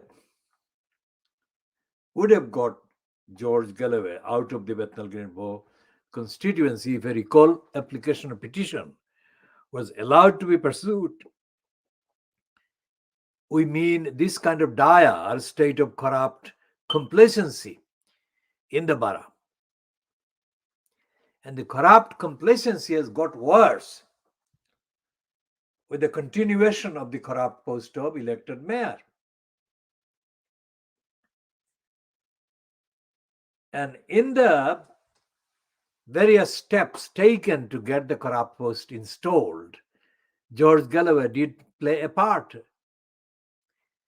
He supported the petition to have a referendum on whether to have an elected mayor.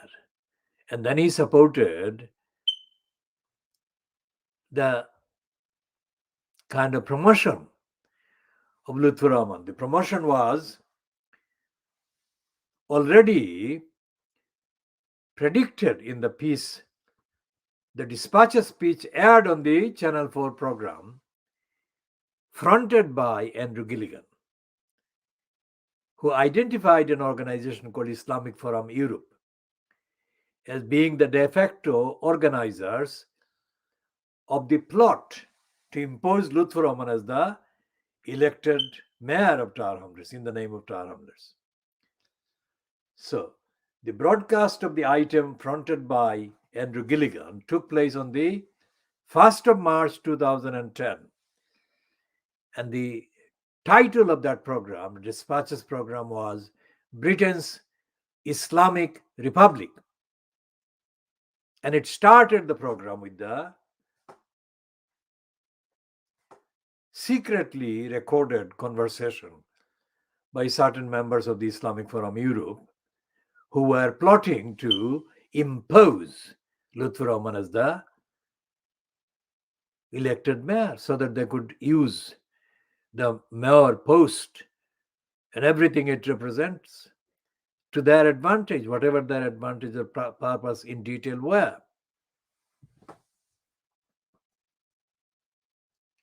Now, this is 12 calendar years since that.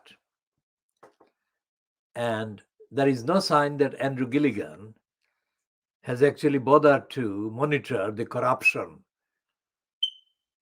that got added to the behavior of the already corrupt Hrs Council because of the installation of the corrupt post of elected mayor.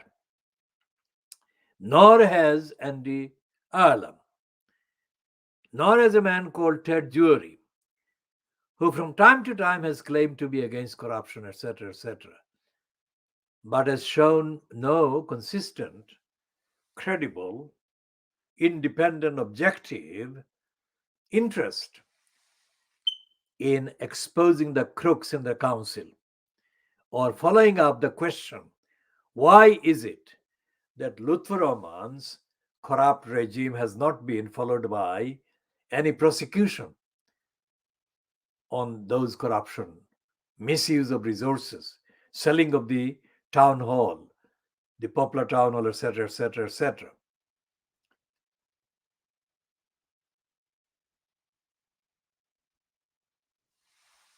So this is Tower Hamlets, where our campaign defeated Tony B. Liar. How does it stack up?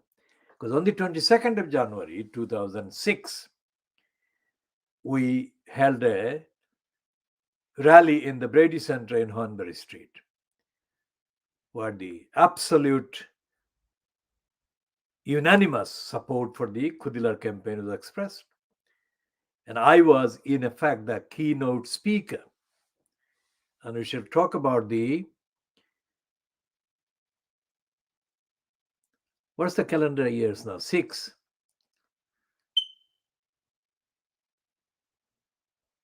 So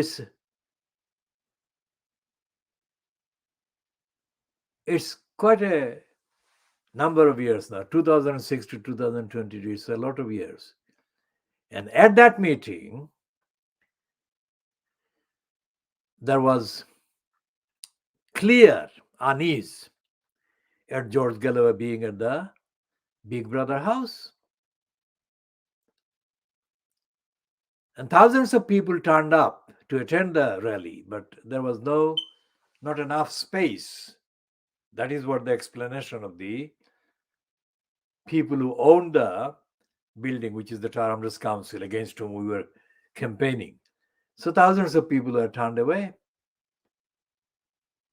And I was the main speaker. 22nd of January is a Sunday, 2006. And we shall update and follow up on that as well. So the point is that our campaign remains the campaign that has done substantial work in defense of the community, in defense of the values of morality, ethics, accountability, equality, transparency, and all the other values. Well, the Tower Hamlets Council sinks ever deeper into the corruption, criminality, and it continues to operate as a council with politically dead councillors. Politically dead councillors means they don't speak and they don't incur, if you like, any problems, any kind of disputes, but they get their allowances and they keep their names on the list and they take the puppetry. Their puppets take the puppet posts in the council. And the puppeteer is the crook called John Biggs. Now, John Biggs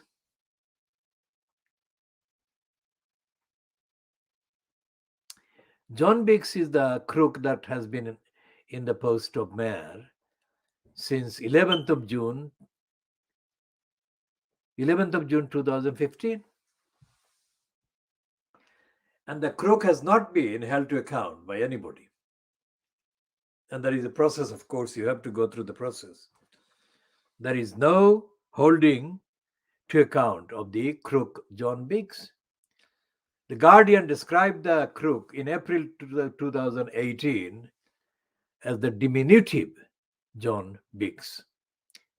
He is physically diminutive and morally completely non-existent.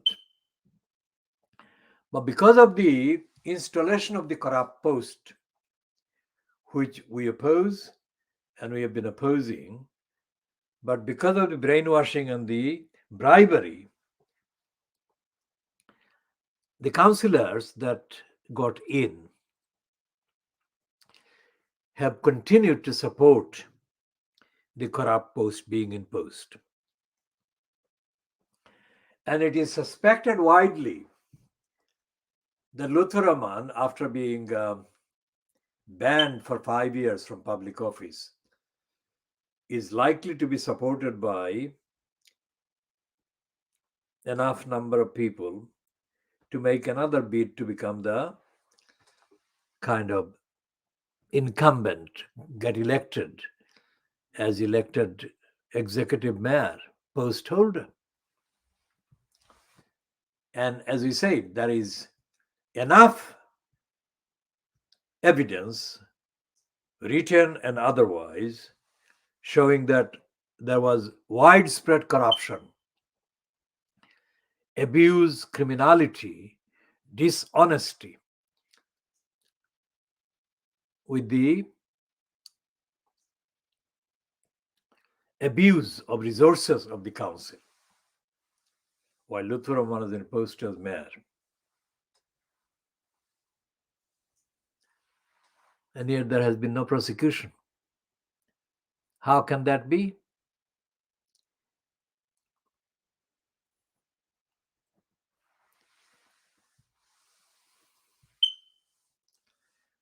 There was this accountant's report that gave enough information about the abuse of the resources of the council.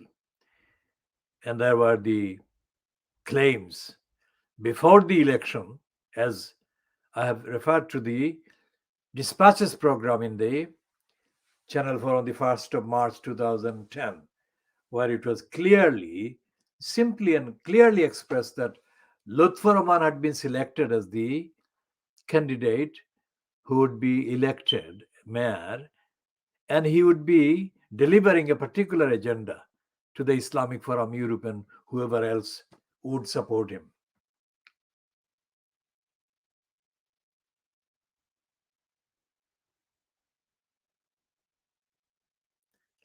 And what has happened is that there have been too many kind of buck-passing kind of inquiries among the police, various names, various titles, as to what criminality can be prosecuted in relation to the years and the time of Lutfur Rahman in post as mayor of the council, Borough Council.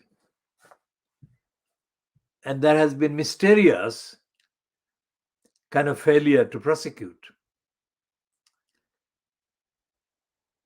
And there has been no expression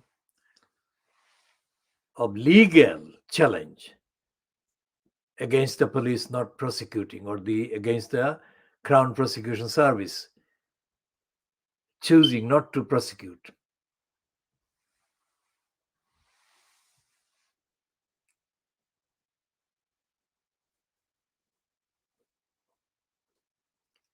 So it's not because there is no law to prosecute illegalities and crime, but it's a decision that is mysteriously made by unidentified sources within the state, local state and the central state in the UK, to not proceed with any prosecution of any crimes committed during the period when Lutfur Rahman was imposed as mayor in the name of Tower Hamlets.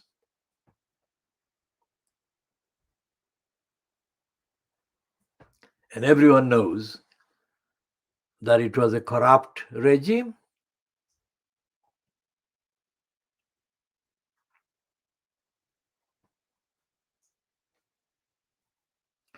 So what we shall be doing